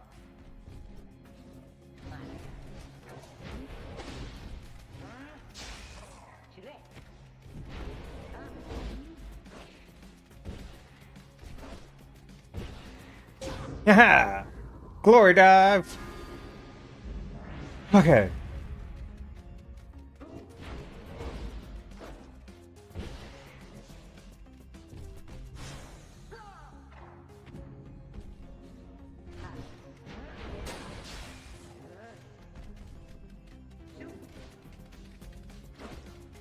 Haha!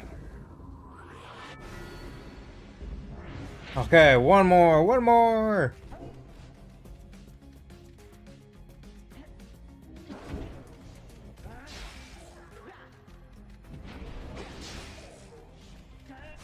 Ah, fuck you!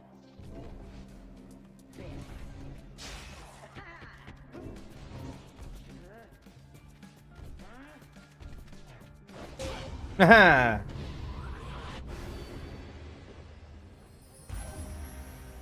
A rookie wins. Because rookie knows what's up. That's how we do it, right, chum? It is, and you acknowledge likewise that you did not do it on your own. Despite having to face my demon friends all by yourself. You passed my test, Kerr. Congratulations are in order, both to you and to your lovely reader. Now, farewell. Each fight we gain enlightenment, whether we prevail or we fail. Basically, you'll get experience whether you win or lose. That Sandra kinda gives me the shakes, know what I mean, chum? Hey, what's that you got? You received Jomir's Fang. After Rookie casts his aura, it lingers longer than usual by 200%. That's the reward.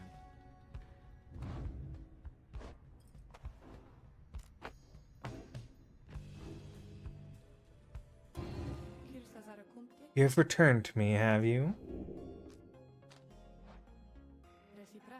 I do appreciate the effort to make small talk with me, reader.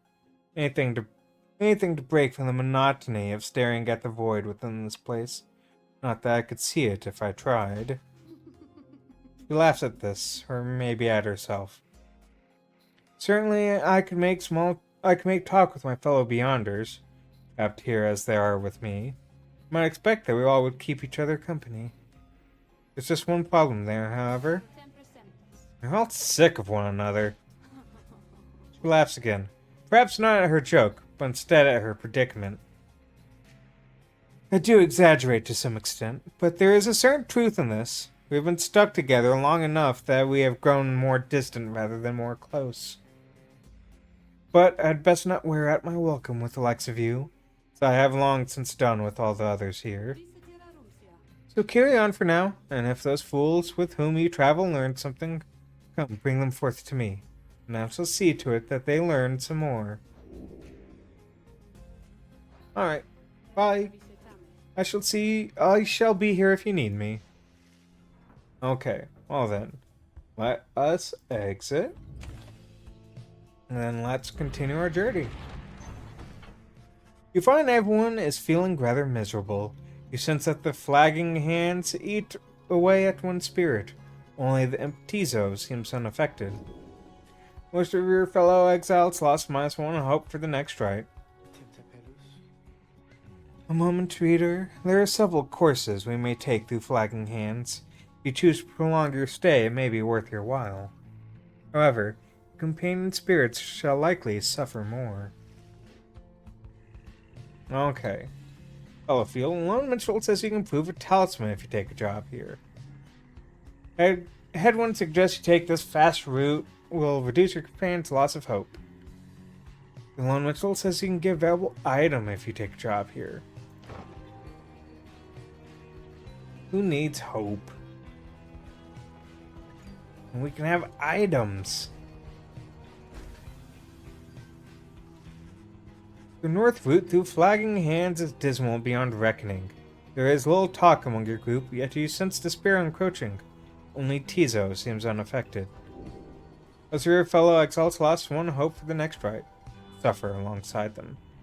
Later, you accompany the lone minstrel in pursuit of his task here. Speak not directly to the living shade, and be true to your heart when responding to its inquiries, and make no attempt to look it in the eye. The lone minstrel offers these and other words of advice as you approach the burial mounds of Coldemote, where many exiles of Downside see their final days. The north route through Flagging Hands crosses a mass grave. Even a thorough burning failed to cleanse a certain haunted air here. A glimmer of a shade appears before you as you stand surrounded by the dead. Barely see it, and does not speak. You feel its thoughts piercing your heart and mind. According to the shade, the book that you possess may lay some of its fallen here to rest. The shade leaves you to your work. You turn through the book, locating passages concerning freedom and the spirit. You recite such words as seem best fit to each of the fallen you see. It is draining work. The shade resurfaces after a while. It leads you to a hollowed stump, then fades away. You found an auction shroom. You quickly put it away. Worth 50, can be sold at the slug market. It's a seething bit of fungus which holds value to certain denizens of the Downside.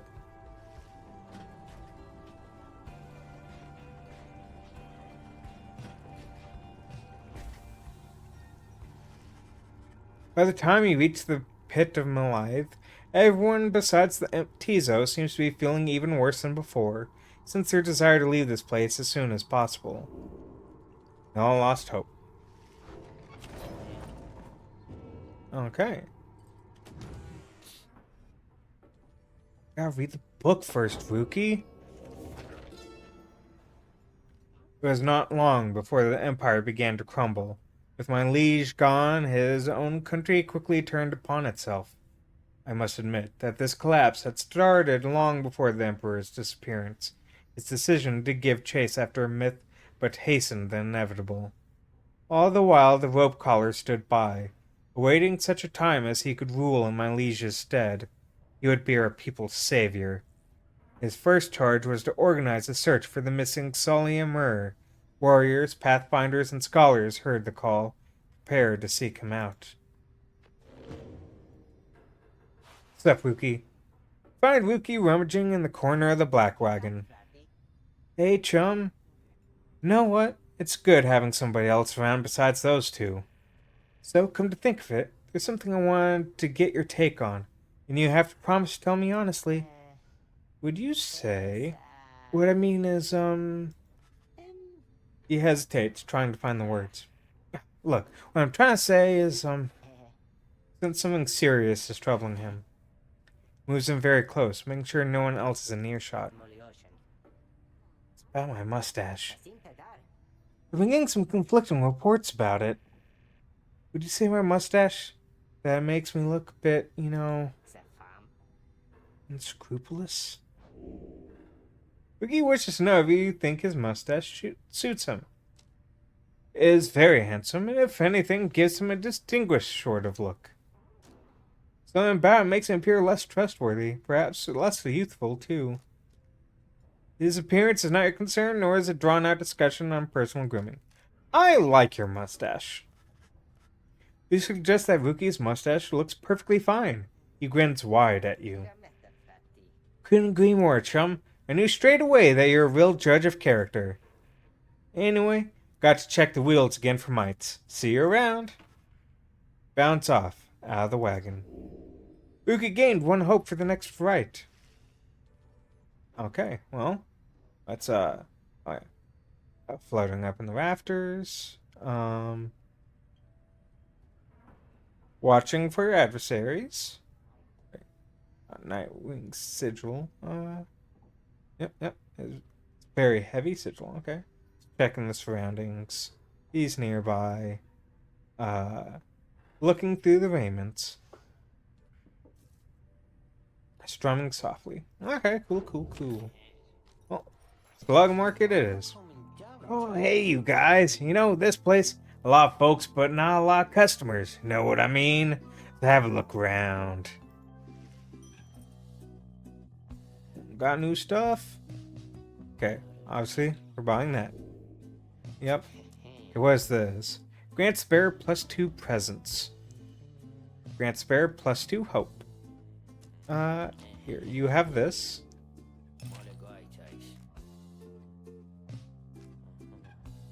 Okay.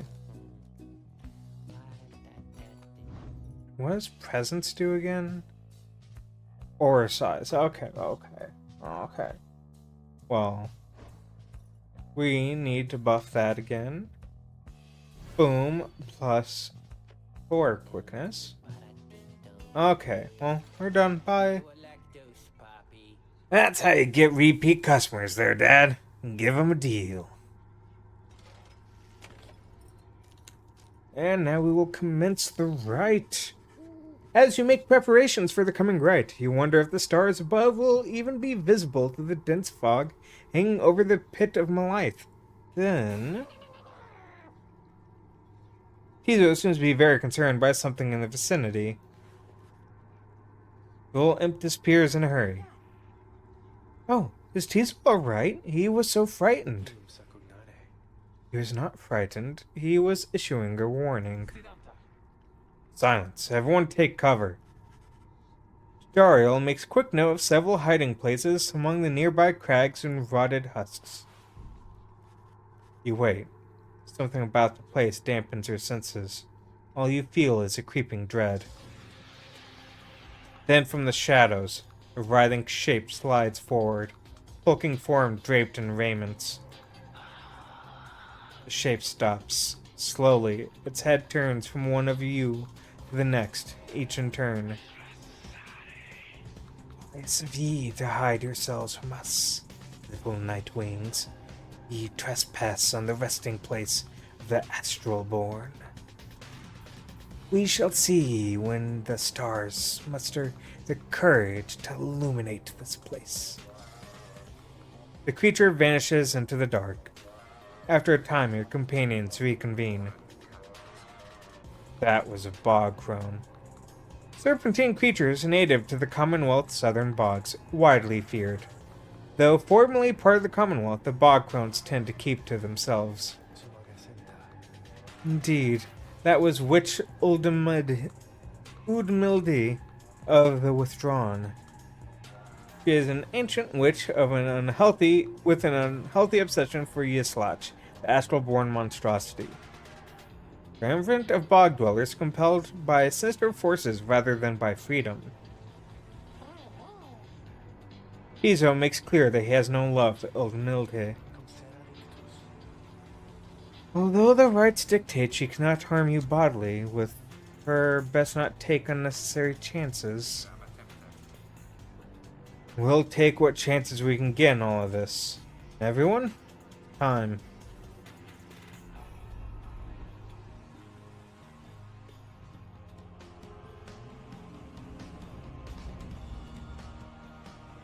Okay. Fellow exiles can gain enlightenment after each rite. Yeah. Only failures to stray from the path. As in to stop playing. Made it all the way to the detestable pit of Malith. Malith. In doing so, of course, you have disturbed your ancient adversaries, the Withdrawn. The deranged witch who leads them has big plans in store, should she prevail in all this. Now, as you know, I normally would wish you a shameful defeat. But in this case, I wish you a little bit of luck. The crone Udmildi sees her companions gathered by their pyre. Little flame, as that shall never warm ye here, much less survive the night. Hear us, Yislach, make the Nightwings suffer. Monstrosity described in myths and ballads, thought slain by the 8 scribes, even death the astral-born, yet feeds upon our world, unsated by its own. The scribe Luz Glorian. Ruki trots forward from your ranks. Listen here, you old bag. You don't scare any of us one bit. You or your buddy Yislach. Now, we doing this or what? Question hangs in the air for longer than is comfortable. does seem to have drawn Midhay's attention, however. Ruki begins to squirm a bit. Then Old Midday moves her slender fingers to her mask. Foolish. Your sledge shall grow. Sledge shall grow. Your sledge shall grow. He shall consume ye. Ere your little flame has died, that we shall ensure. Here. Edmilde slides off towards her followers. Ruki remains motionless for a time. Whoops. Now we shall get started. Okay. Take this. Yoink. Let's give that to... Taking you. Taking you. And we'll take you. Edwin, it is done. Alright, everyone. We can take them. Here you go. Your sledge shall find ye and devour ye.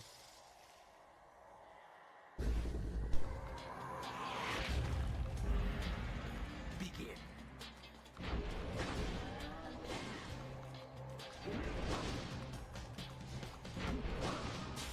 What dangerously close.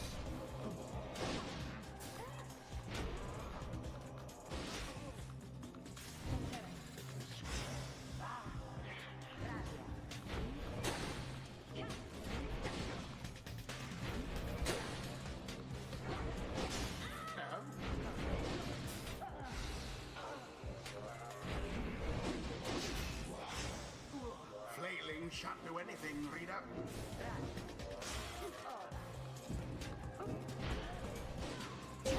Glory to the Night Queen's first.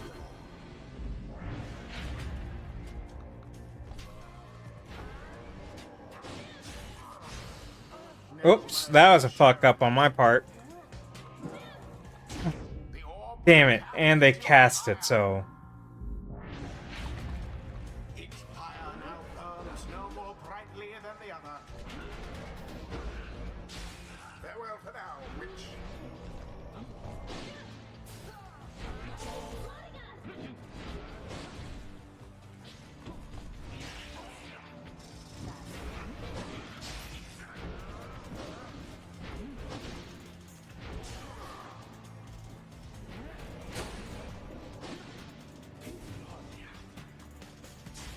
I'll take it. All of the withdrawn's gone. There we go. Sputters. Oh, I wonder shall the Nightwings press their luck?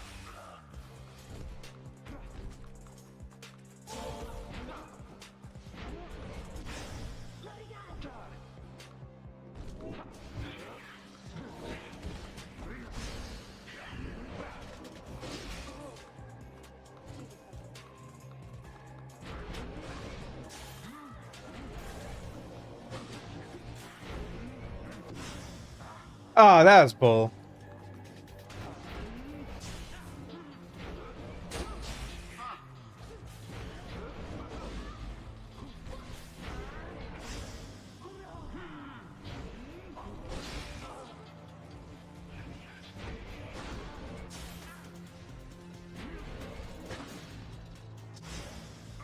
A shameful outcome. Oh, come on.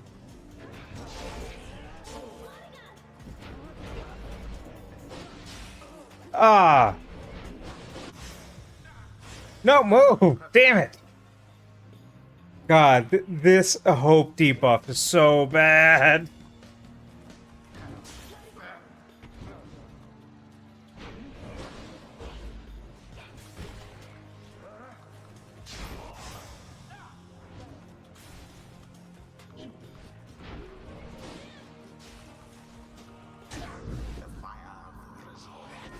Here we go. Yeah, the lifeblood of Yislich It flows within this lair, beneath this world, his lifeblood. It shall engulf ye, such blackness and despair.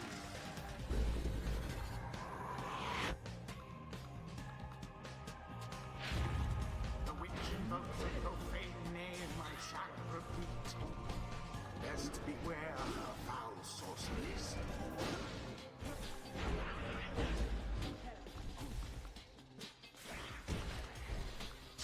Oh, damn it! I almost had it.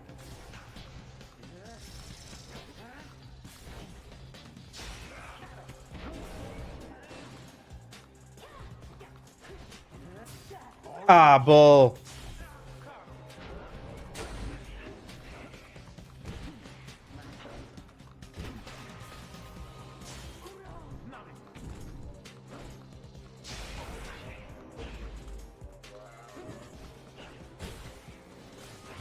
God damn it, those fucking hits. Ah. No, no, no, god damn it. Ah, fuck those pits, man.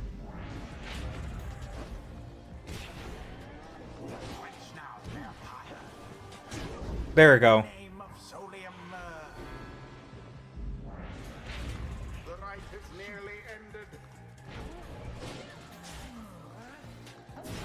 Beneath Ah, bullshit.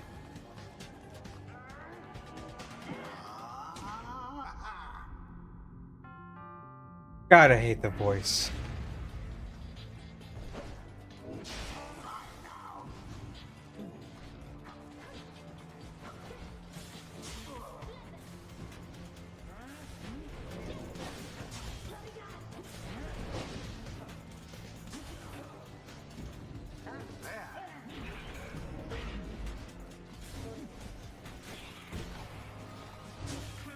Oh, bullshit. I was in that.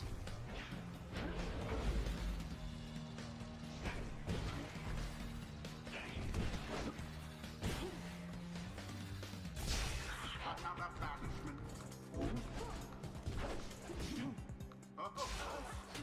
Oh. Those fucking pits are ridiculous. Tis what the They make it so fucking hard to walk around.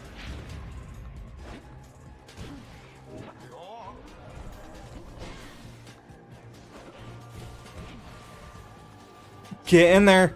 Oh. Oh my god. The Nightwings once again prevail. God, I hate that map. It's so bad with those pits. It makes it so hard to walk around. Is done. Like, I know clearly they wanted me to have Tizo. Because Tizo can just fly over it like nothing. It would seem our adversaries failed to unnerve us. See, those bog dwellers, they're just a bunch of hissy talk. Nice work, everyone. Never thought I'd have to stand against bog dweller. Yes, Slash. We have failed thee, and the deed shall be repaid in blood. As for ye, fools, ye shall be consumed, and everything around ye, from the soil to the stars, ye shall see. Boundless are the teachings of the scribes. I think I'm beginning to understand something of all this, my friend. Okay, what do we got? Marks of the Master General. Right masteries enhancing a nomad skill and versatility. Golathinian never ordered an... Oh, Golathinian never ordered an assault in which he did not participate firsthand. Headwind gains 30% more stamina, letting him jump and sprint more often. When power casting, a Headwind's aura travels in a wider, longer line than usual. If Headwind jumps into airborne adversaries, he banishes them. After a Headwind douses the adversary's pyre, his pyre recovers energy equal up to 50% of damage dealt. Bonds of the Saurian Legion. Right masteries enhancing a nomad's influence over his triumvirate.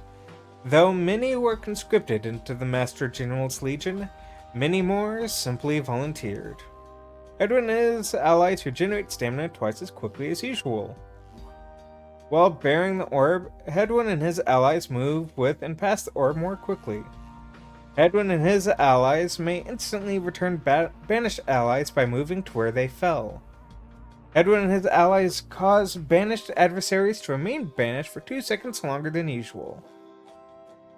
Honestly, we're gonna go with that. The Master General reveals his stratagem. Another level up. Focus, training, prowess. The path toward survival on the blood border. These rites make similar demands of us. Okay. At start, gain 35. Burials permanently gains 4 presence, raising the size of her aura.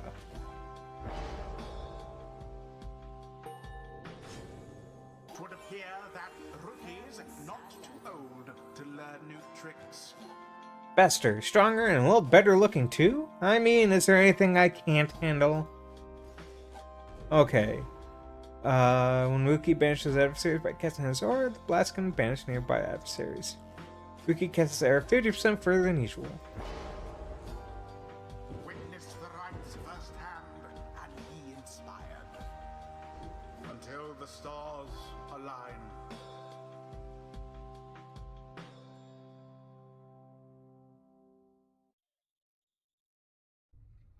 Honestly, didn't know if we were gonna win that one or not. That was a real close one.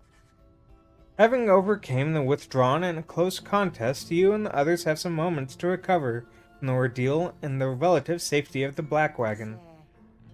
So, when can we get out of here? What, Greentail? Had enough of Old Milde's hospitality for the time? Old Milde's? Old Milde. Oh, Jody, yeah, thanks, I'm good. The leader in the stars will point the way, as ever. It's just, so far, we've kept on going north. That's the case again this time. The Sea of Solace spreads north and west from here for untold leagues. I cannot tell you when the last a vessel dared to sail those waters. An impossible oceanic expanse pockmarked by crude little islets. Attempts to sail across the drowned sea do not usually turn out so well. Tizo asserts himself during the conversation. What is the matter, little one? Tizo is trying to get you to come look at something outside the wagon. Reader, please go see what he wants. You excuse yourself and follow the imp into the dark of night. Find Faye and the lone minstrel already gazing up at the stars. Can you not read the stars yourself then, Mr. Minstrel? I fear it is not so simple as matters of can or cannot when it comes to me, Faye. We shall see what the reader has to say, for this is his charge. And here he is, in fact. Thank you for fetching him, Tizo. Tizo is happy to have obliged the lone minstrel. Reader, it would seem the skies have cleared to some extent. Please, look upon the stars, and see where they compel us to go next. Look toward the heavens. Seek now your destination. And we are to go to Ores, the Azure Star. Azure Star burns bright over the ruins of the lost frigate in the Sea of Solace. Interact to determine the location.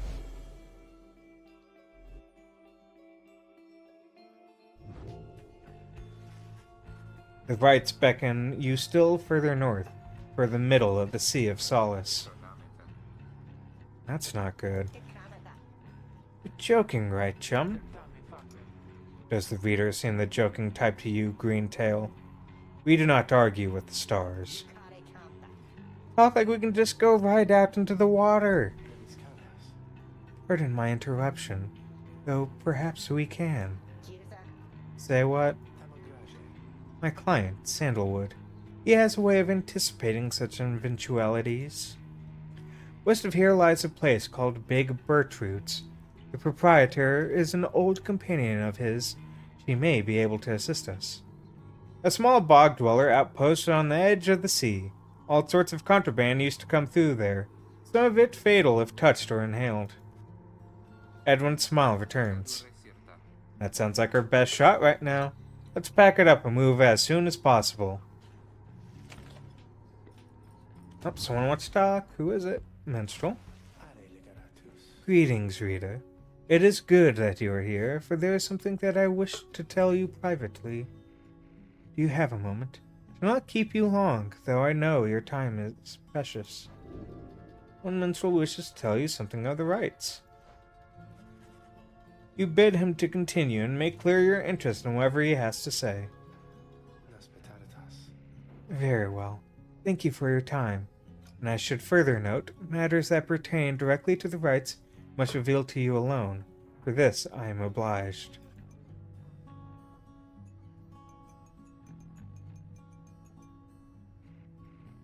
In any case, when you confronted the withdrawn, which Udmilde, you might recall that she tended to invoke a certain name.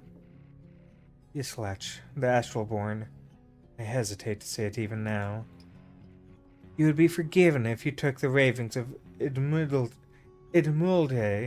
for mere nonsense.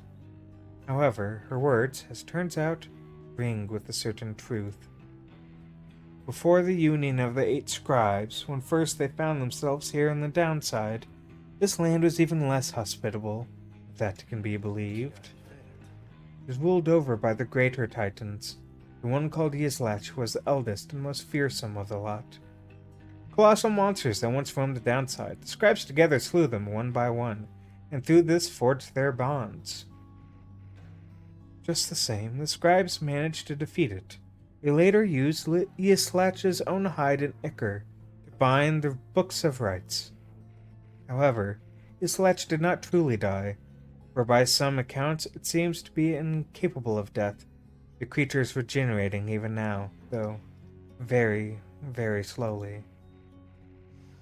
Its vow is to devour this land, and everything in it. Only then can it return unto whatever plane that banished it to ours. So in a way, it is in exile, just like you.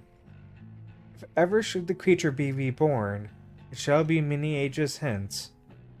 Thus the ravings of Udmilde are more or less inconsequential for the while. Yet the history of Yislach is inexorably linked to the rites, and therefore must be known. I trust your research of the book shall lead you to discover more in time. I hope all this is of some reassurance.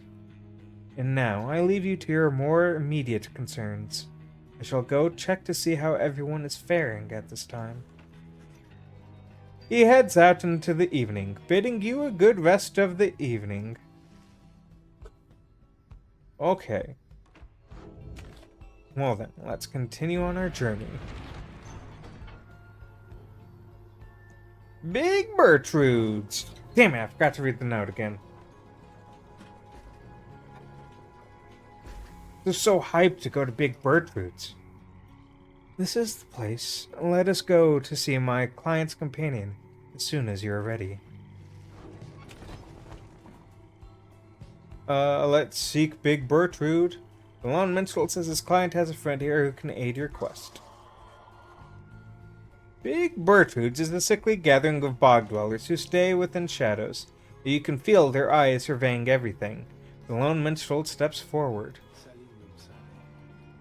Sandalwood sent us.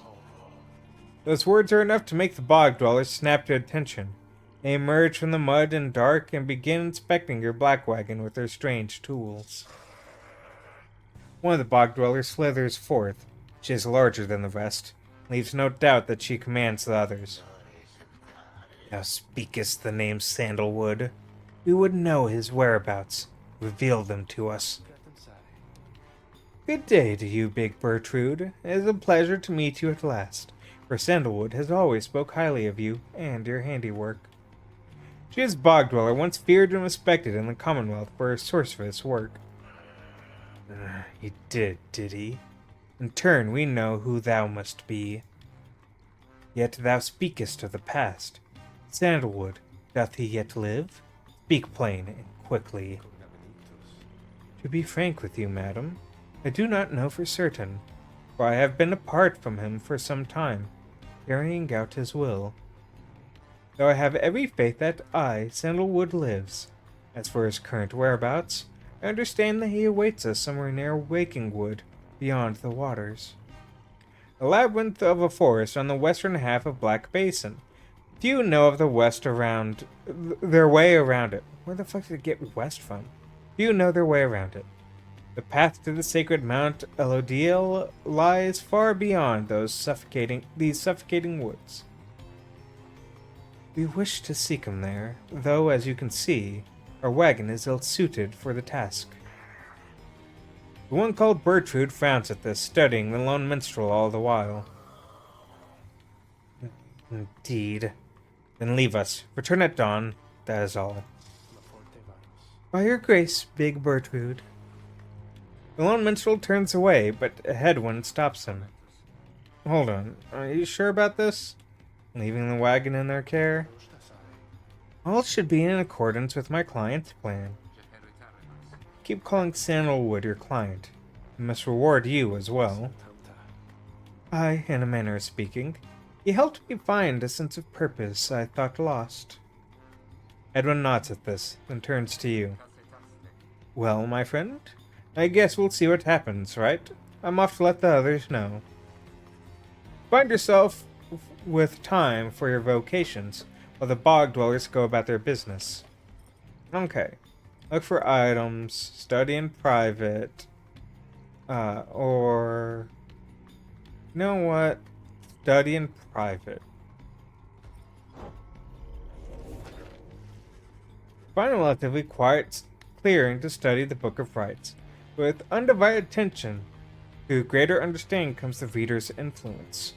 Attribute bonuses you bestow on all your fellow exiles who participate in the rites. Triumvirate, whose reader is well attuned to the book, has an inherent edge against its adversaries. Focus on which aspect? Teachings and their wisdom, its author and their prowess, its innate mystical power. Then master the other aspects to unlock this. Quickness. Concentrate on your knowledge of the 8 scribes and how together they compose the Book of Rites, among their many feats. Inspiration comes to you in a flash, whether from the book or from within, you cannot tell. Gain the reader's influence, celerity. Each rank raises the fellow exile's quickness, making them move faster. All gain +1 quickness. And... oh yeah, because they're working on it, so we can't actually go to it. The lone minstrel finds you early the next day. Reader, it is ready. Please come have a look. The others are already there. Lone minstrel beckons you to come see the wagon. It's been cleaned up. The black wagon appears different now than it did the day before. The hull is fully sealed and reinforced. All manner of nautical equipment adorns the port side. Wow. Are people seeing this? I'm gonna have to take a look around. The wagon should be fit for sea voyage. Let us depart at your earliest convenience. What about Big Bertrude? He then appears as if on cue. Oh, that Sandalwood, he owes us twice over. If I may, Big Bertrude, you could tell him yourself if you wish to accompany us in our voyage north. Group would always welcome someone of your vast experience. Dare thee make it flirtations upon us? No, enough. But should ye see that Sandalwood, tell him also to come and visit us again. Now, be gone from here, and tell no one that we were paid in favors. He slithers off without another word. Soon the lone minstrel breaks the silence. We are fortunate that she assisted us, but we should go, just as she said. I know the navigational controls and shall explain. This is so exciting. I don't know how to swim. Tizo seems to share Faye's enthusiasm for heading out to sea. I'm beginning to feel ill already. Black Wagon became seaworthy. The Sea of Solace awaits. Set sail. Worm Gulf. You have not yet been to this region on the downside. Before she left, Big Bertrude shared knowledge of a current that should draw you out to sea.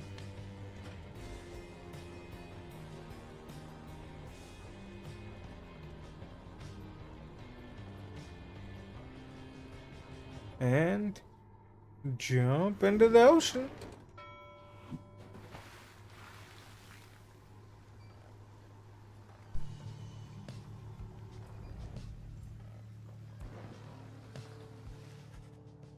You and your companions watch the sea as your wagon rolls over the gentle waves. You've crossed into the Worm Gulf. I hope that all of you are acclimating well. The tempestuous Sea of Solace lies beyond this death-still body of water. Exiled worms from the sea dominion naturally congregate around here. There's no acclimating to these worm-infested waters. You risk everything to sail here. Exiled worms of the Sea Dominion tend to seek out the cold of the downside seas. Known for being reckless and single-minded, they were perfectly suited to fill the Commonwealth's front lines. As long as we follow the cold current Big Bertrude indicated, we shall be safe. If the next ride is in the middle of the sea, how will our adversaries meet us there? They shall find their way as we find ours. It is all part of the scribe's design. Now, reader, please confirm the next point in our sea journey. We seek the hulk of oars. According to the stars, the next rite shall commence here. Carcass of the doomed exploring vessel Desraban, lost in the waters of the downside. Outer Solace? Okay, well, since there's nothing else, Bertrude's instructions are to navigate the maze of maws in a curving route bearing northeast.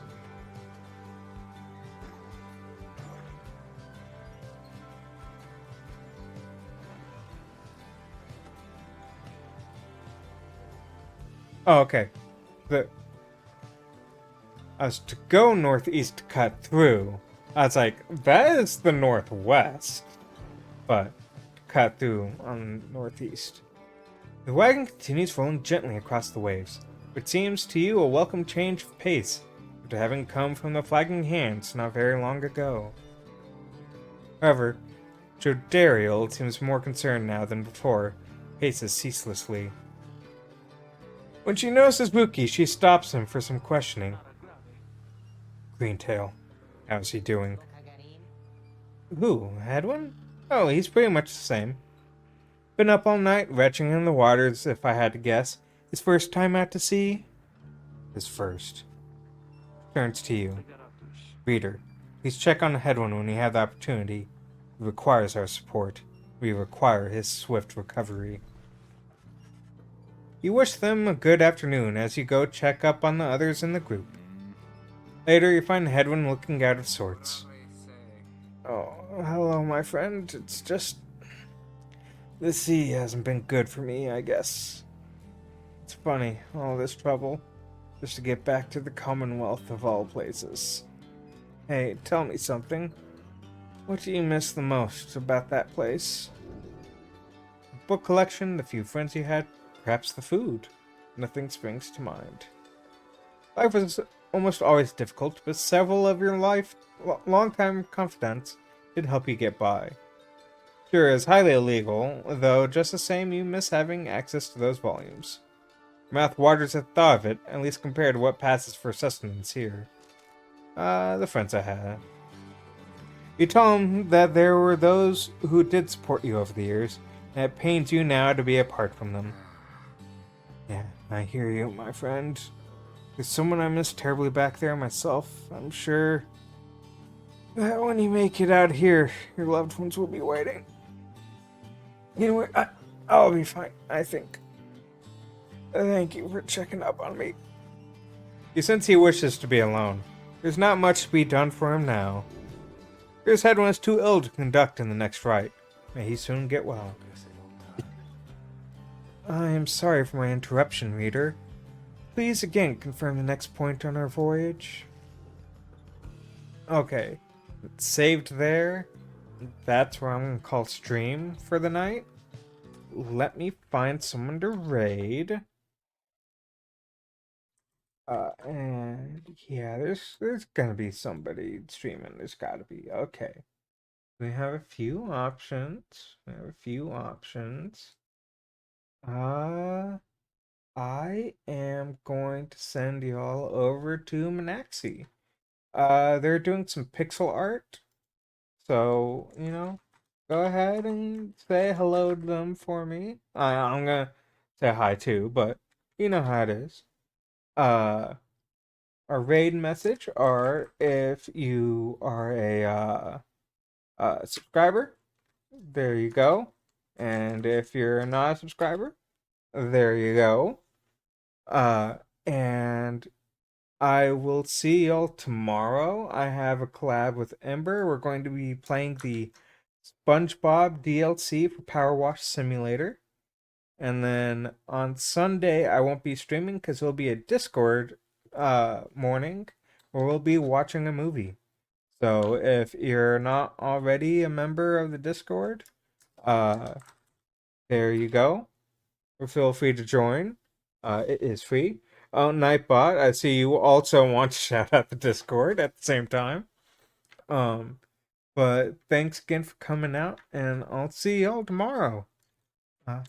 Bye.